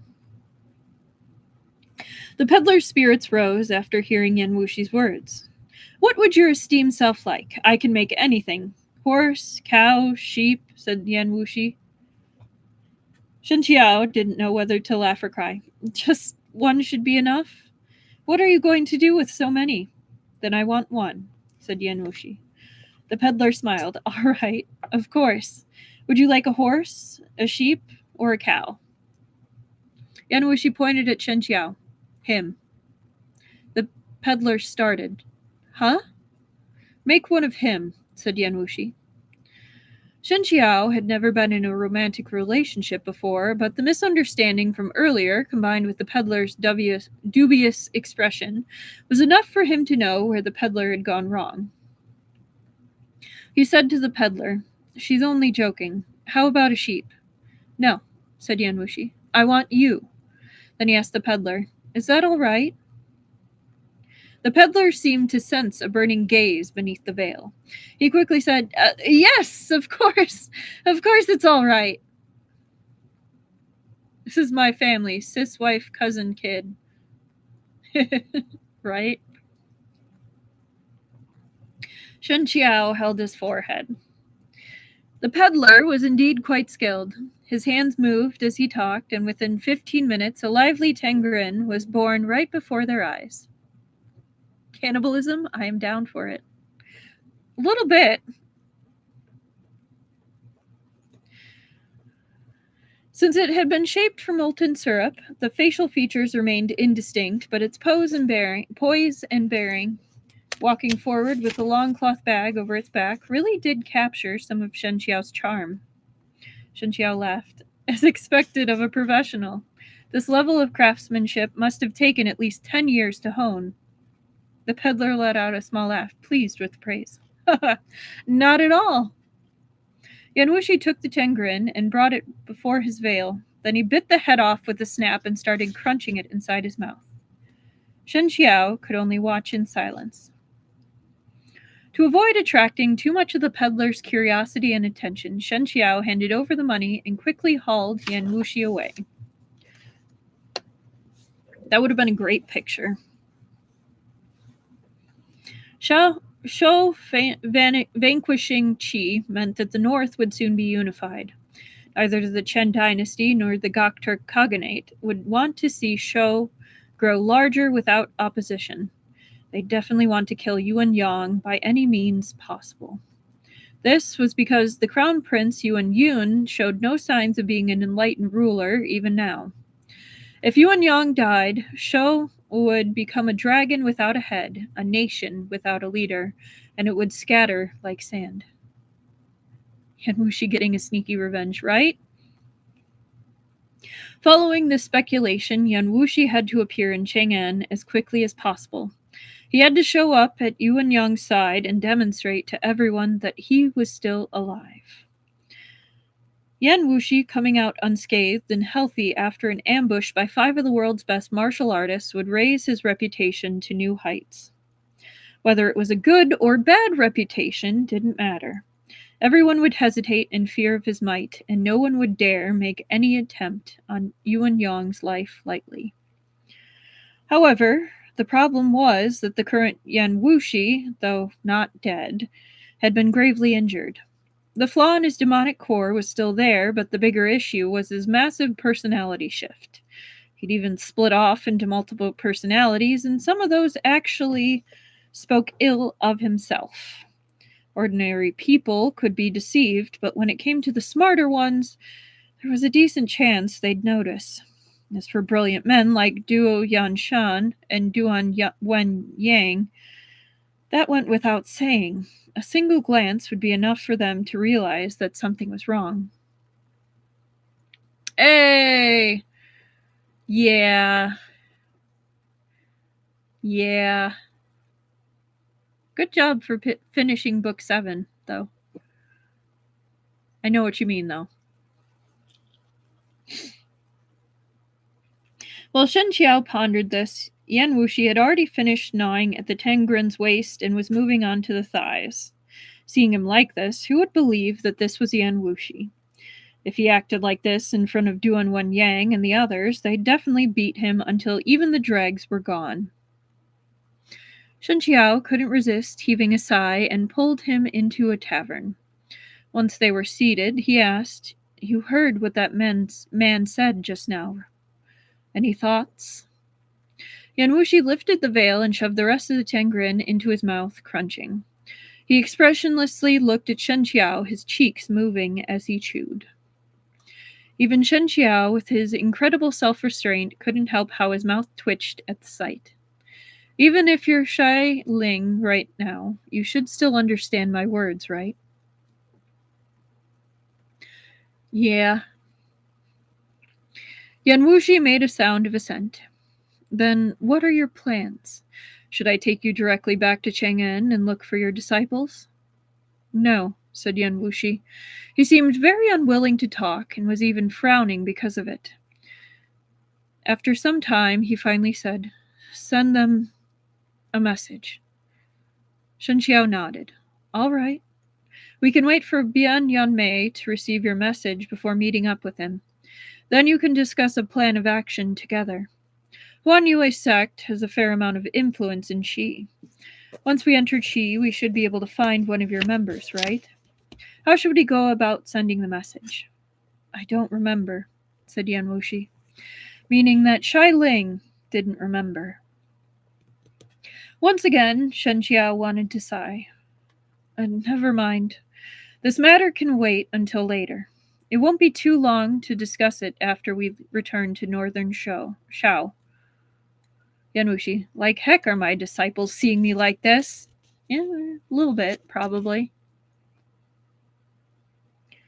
Shao. While they were talking, the waiter had already brought over the food.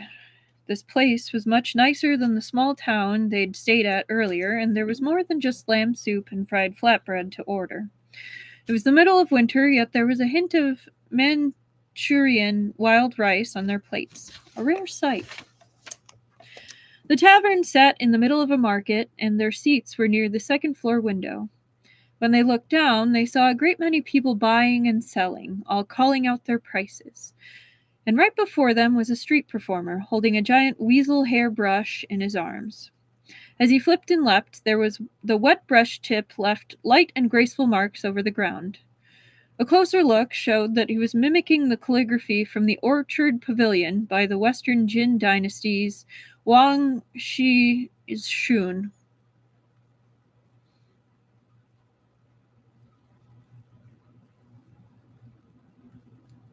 Yeah, he definitely had some interesting dialogue.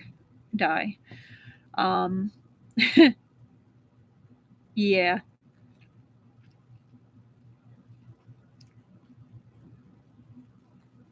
The performance was both refreshing and unique.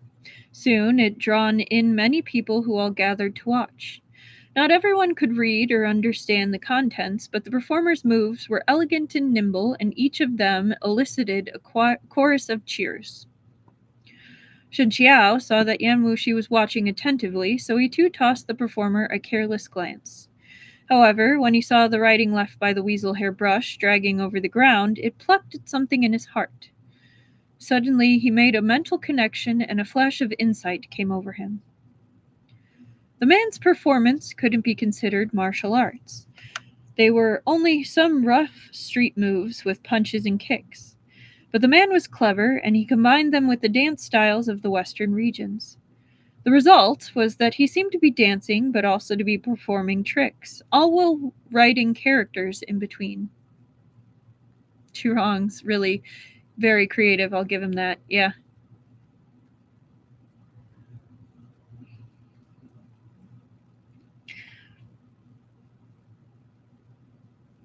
The bystanders found it refreshing and amusing. Even if the richer ones only gave a few coppers, it was still enough to feed a performer for the day. Yeah, no, that actor really put his whole heart into it. But the man didn't just put on a perfunctory and half-hearted performance because the crowd was only watching for fun. The Orchard Pavilion characters he wrote out on the uneven ground using the weasel-haired brush were quite mediocre. If this had been the Central Plains, countless professional calligraphers would have instantly appeared to sneer at him. However, he wrote every stroke with complete focus to the point of forgetting himself. He was completely immersed within his own dance, and he stared unswervingly at the ground, paying careful attention to the strength behind each stroke and the structure of each character. The martial path was incredibly profound and obtuse.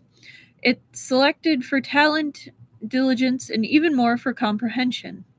Sometimes days or even years of painstaking training would bring no progress, but there would be moments of great advancement too, when understanding would dawn and the practitioner would instantly enter a new echelon.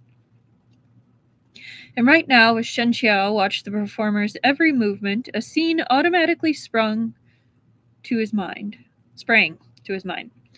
In this scene, the performer had become Shen Qiao, and within his hand wasn't a brush, but a sword. The greatest virtue is like water. Water benefits all things without demanding anything in return. It resides in places disliked by men, and therefore it comes closest to the Tao. The waves of the oceans, the crags of the mountains.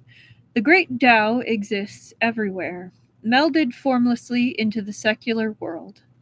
Like drifting clouds or flowing waters, he danced through a set of sword techniques. The moves were incredibly close to the azure wave sword techniques, but Shen Qiao knew very well that they were different. They were techniques he'd created himself.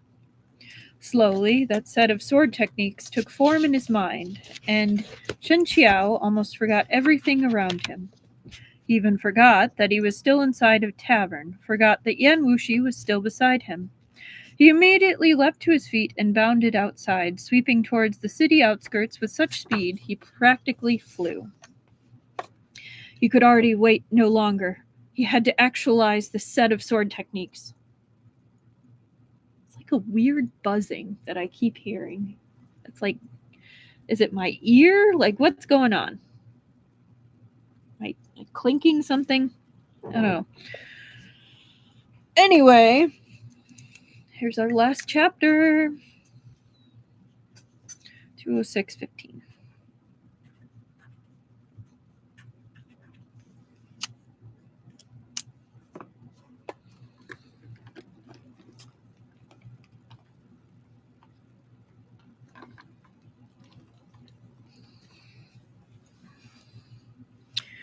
Chapter 70.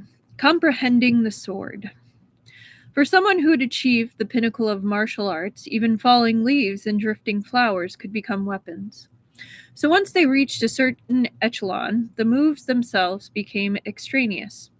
They might no longer be the key to victory. But that didn't mean that the moves were entirely dispensable. As the saying went, words are the voices of the mind. Internal and external cultivation came as a pair. Possessing only a body of peerless internal cultivation was equivalent to having a mountain of treasures without knowing how to use them. Good morning. Chi Fengui was a martial prodigy of his generation, and he keenly understood that knowing too many moves would confuse and overwhelm a swordsman. They wouldn't know where to start using them.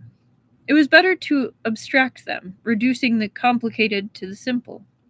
Hence, he'd taken all the swordplay techniques of Xuandu Mountain and consolidated them, and in the end, only 2 sets remained. One of them was the famous Azure Wave sword technique.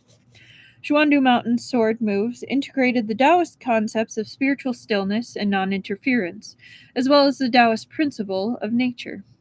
It emphasized agility and elegance, using stillness to defeat movement, and that counterattacking was the key to victory. Shen Qiao's disposition just happened to be a perfect match for this, allowing him to achieve fantastic results with minimal practice. But after he began cultivating with the Shuyang strategy's true qi, his original sword moves gradually became a poor fit. The Shuyang strategy's true qi didn't consist of Taoist properties and principles alone, but also the essence of Confucianism and Buddhism. Intelligent efficiency from the Confucians and unyielding vigor from the Buddhists. Yet the Azure Wave sword techniques couldn't express either of these. However, while all things in the world had their differences, they still shared some similarities. Just now, when he'd been watching the performers dancing in calligraphy, Shen Qiao noticed that though the man was in a busy market and performing for money, he seemed unconcerned with appealing to the audience. Instead, he was wholeheartedly immersed in what he was doing, completely engrossed as he danced up a storm. The dance styles of the Western regions were bold and unrestrained, but calligraphy was a delicate art. By combining the two, he created a strange harmony of strength and softness. Onlookers might only find his movements lovely to look at, but Shen Qiao had used them to attain further understanding, realizing an entirely new set of sword techniques. At this moment, he rose as his sword fell, his sword glare blazing freely. It was winter, and the trees stood bare, all things in a state of wither and decay. But this man and his sword swept and scored, twisting and turning. Sometimes they were like the drizzling spring winds, so soft they seemed insubstantial. Other times they were more unyielding than even a Vajira, ferocious and harsh. The warm spring sun, the clear summer moon, were all contained within. The whistling autumn breeze, the bleak winter grass, were inconspicuous and unharmed. The withered mountains and streams, the surging Yangtze and Han, were all conceived by nature. Ethereal light rippled, converging and diverging, at times dark, at times bright. Within this he danced, poised like a crane on the verge of taking flight. The heart is within the sword, and the sword is within the man. Forgetting both myself and the world, I achieve perfect clarity. I'll have to look into that, Dai. Thank you. As if the withered trees around him had sensed this, wherever the sword chi touched, they fell one after another, and with the cold, hardened mud beneath him was scored slash after slash of sword chi, some deep and some shallow, some short and some long. Occasionally, the dead leaves, as if intimidated by the sword chi, would flutter from the branches, but they did not fall to the ground. Instead, they whirled around the sword chi. Suddenly, the tip of his sword trembled, and the dead leaves quivered alongside it. Then, one after the other, they shot forward with tremendous speed, all straight into the trunk of a tree 10 yards away, embedded so deep within that no parts of them were visible. Martial expert channeling their true chi into fallen leaves and flowers wasn't unusual. However, manipulating leaves with the sword went a level beyond that. Shan He Tongbei droned and hummed, seemingly in accordance with its master's rippling emotions. Faintly within lay the majestic mountains and rivers, the roar of galloping tempests. Its sword glare wasn't blinding, but only wrapped thinly around the blade, much gentler than it had been before. But this fine veneer of sword glare moved with Shen Qiao's will, at times present, at times hidden, fluttering alongside it. We got a picture. We got 2 pictures this time. We are well fed today.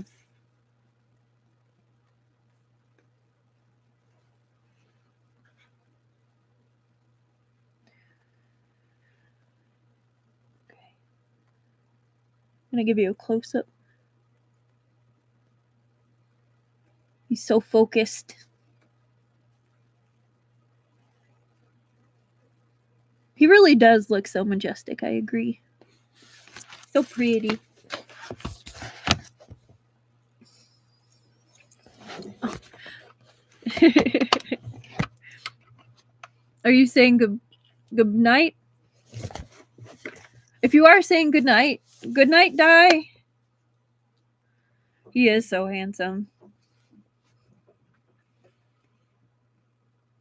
Having gone through the entire set of techniques, Shen Qiao sheathed his sword and straightened, then released a long breath.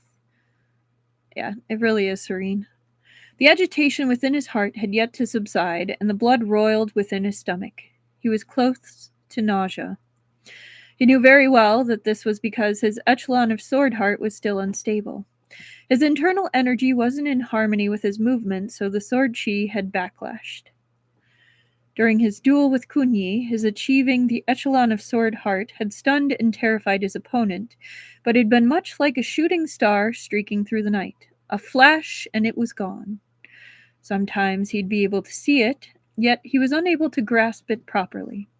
Only now, after great difficulty, did he get his first true glimpse of the gate. Martial art practitioners had but one lifelong quest: to make continual progress and achieve the next level. Hence, the unskilled looked up to the experts, and the experts wished to climb ever higher. When there was no end to knowledge, how could there be an end to the martial path? There were 4 echelons of the sword: sword chi, sword intent, sword heart, and the sword spirit. To many people, sword spirit only existed in legend.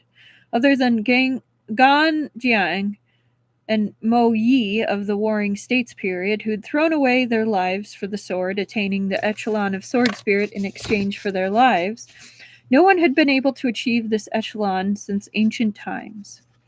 As for the echelon of sword heart, in the last few decades, Tao Hongjing and Qi Fengwei were the only ones to achieve this in the entire world. And both of them were gone. In the end, Tao Hongjing and Qi Fengwei had passed on into history. But Shen Qiao was still alive in the present. Shen Qiao sheathed his sword and stood in place, slowly adjusting his disordered breathing. The carefree, intoxicating sensation slowly faded, and he suddenly remembered a very important matter. He'd left Yan Wushi at the restaurant. Oh no, thought Shen Qiao, and he immediately dashed back to the city. Yan Wushi didn't have even a single copper. With Shen Qiao gone, if the waiter came up and asked him to pay, even if the relatively harmless Shai Ling were in charge, it was still difficult to predict how he'd react. With that in mind, Shen Qiao quickened his pace further. In the blink of an eye, he'd returned to the tavern. Sure enough, near the second-floor window, 7 or 8 people stood around where he'd been sitting. Among them was the tavern keeper and waiters, along with other customers. Yan Wushi was surrounded by gazes, but he remained completely still. His expression wasn't visible beneath the veil, but at a glance it seemed like he was meekly standing there after being scolded, too afraid to move. Yeah, oops, I took my money and left him there. Shen Qiao quickly walked towards them. I'm terribly sorry. Something suddenly came up just now and I had to leave for a moment. How much is it? I'll pay. The tavern keeper was an ethnic Han. He looked at Shen Qiao the way one would look at their savior and said with a pained expression, My good gentleman, we're only a small business. Being in a foreign nation is already hard for us, so we really didn't want to stir up any trouble. This little lady didn't bring any money, and you weren't back yet, so my lowly self decided to write it off as bad luck and let it go. But then the little lady refused to leave, and the moment we asked, she... Shen Qiao followed the tavern owner's finger to look at the table to see the cup shattered into fine powder and the pair of chopsticks stabbed deep into the wood. The corner of his lips twitched. Faced with this scene, he didn't know whether to laugh or cry. He apologized over and over before paying for both the meal and the ruined tableware. Then he dragged Yan Wushi away.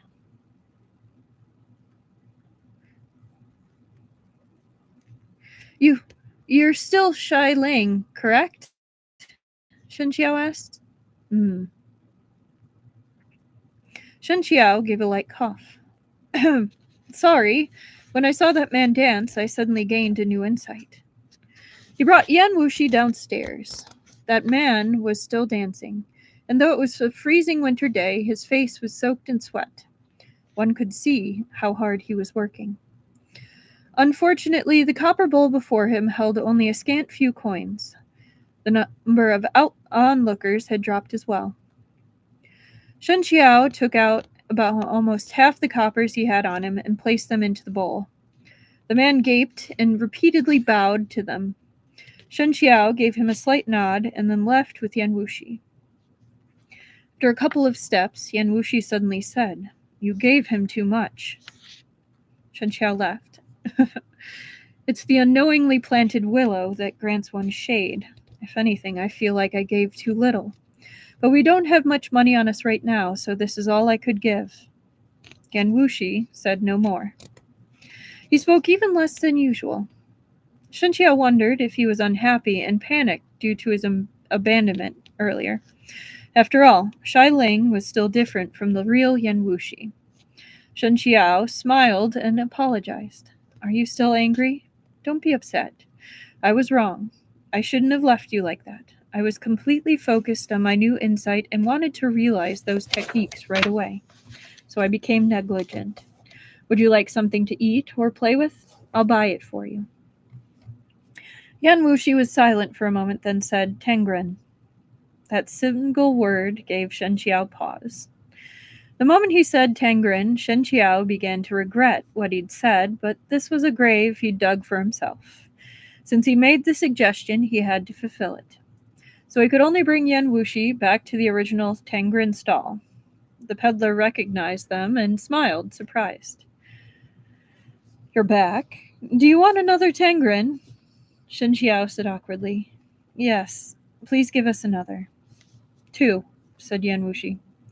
Shen Qiao acceded. Then 2, please. No one would refuse money when it came knocking on their door, so the peddler beamed, and in a flurry of moment, 2 Tengren were shaped and born.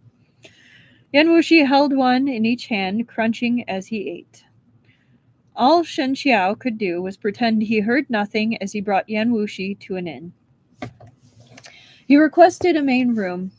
As before, Yan Wushi slept on the bed while Shen Qiao sat and meditated.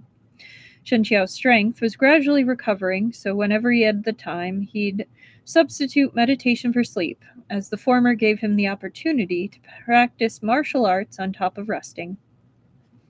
Shen Qiao said to Yan Wushi, since that silk piece can be used to repair the demonic core, you should...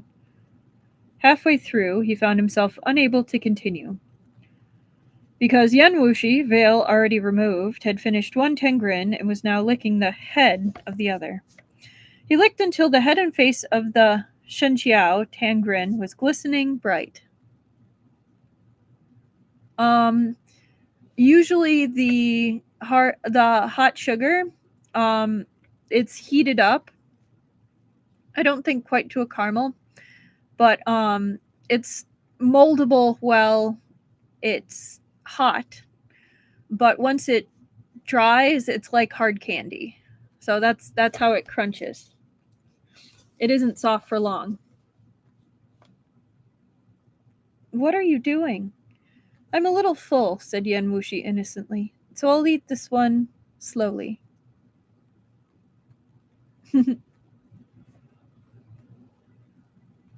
It wasn't like Shen Qiao could say, can you not lick it? Because that would sound even stranger. After all, the other person was eating candy. Shen Qiao would just come off as oversensitive. He could only choose to not look. What you couldn't see couldn't hurt you. and finished the rest of his sentence. The Central Plains are different from the Western regions. Once we enter Qiao, our whereabouts will be exposed sooner or later. Yep, Yan Wushi is being weird again. He wants to eat something else. Yes, he does, die.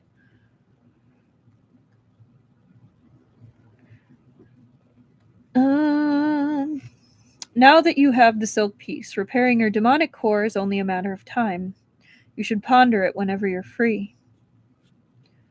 After he finished, he couldn't help but shake his head and laugh a little. Well, if you were the real Yan Wushi, you wouldn't need me to press you about this. If the demonic core is repaired, said Yan Wushi suddenly, Shai Ling may vanish. Shen Qiao withdrew his smile and became quiet too. A long moment after, he sighed. But you can't stay like this for the rest of your life. Maybe Shai Ling is willing, but Yan Wushi might not be. Shai Ling was a part of Yan Wushi, but Yan Wushi would never have returned to save Shen Qiao after freeing himself from danger. Perhaps deep within every stone-hearted person was hidden a trace of gentleness, and even though it was infinitesimally small, that gentleness had been allotted to Shai Ling, and he'd concentrated all of it on Shen Qiao, the person he trusted the most. However, when the day came that Shai Ling had to vanish, would that trace of gentleness also disappear into nothing? And would Yan Wushi remain that selfish, detached Huan Yue sect leader who couldn't be swayed by anything? The other man watched him with pitch-black eyes, his single-minded attention evident, untainted by impurities. This was something Shen Qiao had never seen in any of Yan Wushi's other personalities. That was Shai Ling, not Yan Wushi. He told that to himself, then walked over to him and lightly caressed the top of his head. The man let him do it. He only raised his chin a little as if rubbing back against Chen Qiao. This was something only Shai Ling would do. Shen Qiao's heart suddenly melted, turning tender, and with its tenderness surged an inexplicable sorrow. Under the effects of the jade stench, his head injury had begun to gradually heal, but repairing the damaged meridians within his body wasn't something that could be achieved in such a short amount of time. Right now, Yan Wushi's personality was unstable, so he couldn't focus on cultivating. For example, when Shai Ling's personality was dominating his body, like now, his desires would drop to their lowest, and even his thinking seemed to become simpler. A single grin was enough to satisfy him. Do you still have that silk piece with you? Asked Shen Qiao. Let me see. The other man pulled out the silk from his lapel and handed it to him. Shen Qiao took it and observed it intently, his eyes narrowed. The words written upon it were indeed related to the martial arts of the demonic sect. Back then, Tao Hongjing must have read Ri Yue sect's martial arts records. It was around 1,000 characters long, and most of it was commentary on their martial arts, along with his own realizations. There was no specific tricks or secrets on how to train with the demonic arts. Due to his poor vision, after he'd managed to finish reading using the feeble candlelight, his eyes were sore and painful, almost to the point of tears.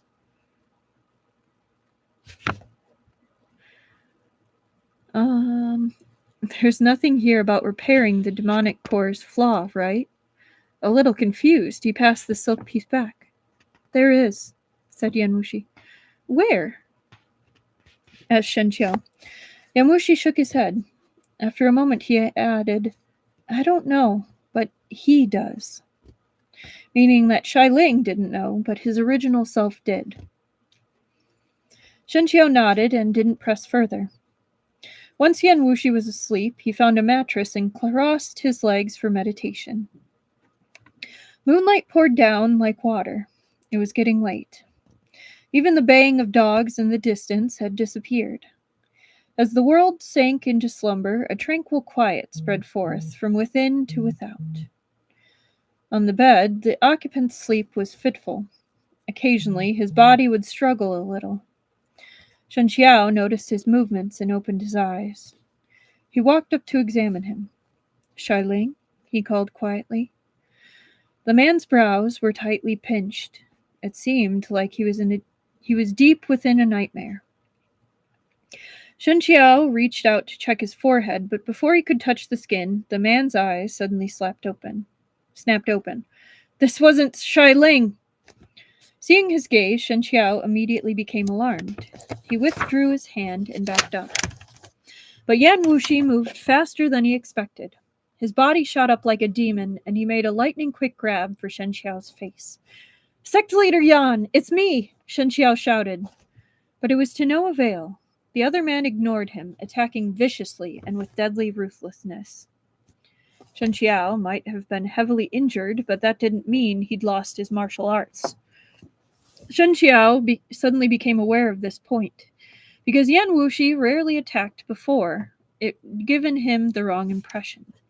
However, even if it were the real Yan Wushi, he wouldn't start attacking someone without regard to their identity the moment he opened his eyes. He was obviously confused and mentally disoriented.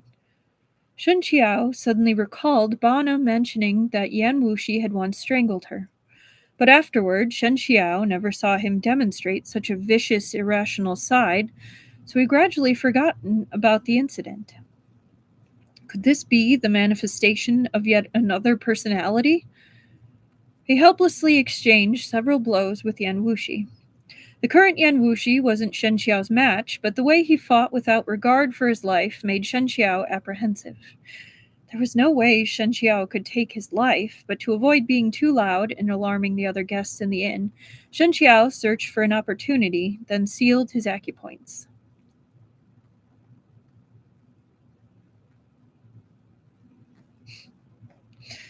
Unable to fight back, Yan Wushi collapsed forward. Shen Qiao quickly caught him, noticing as he did that his face was suddenly flushed red with blood.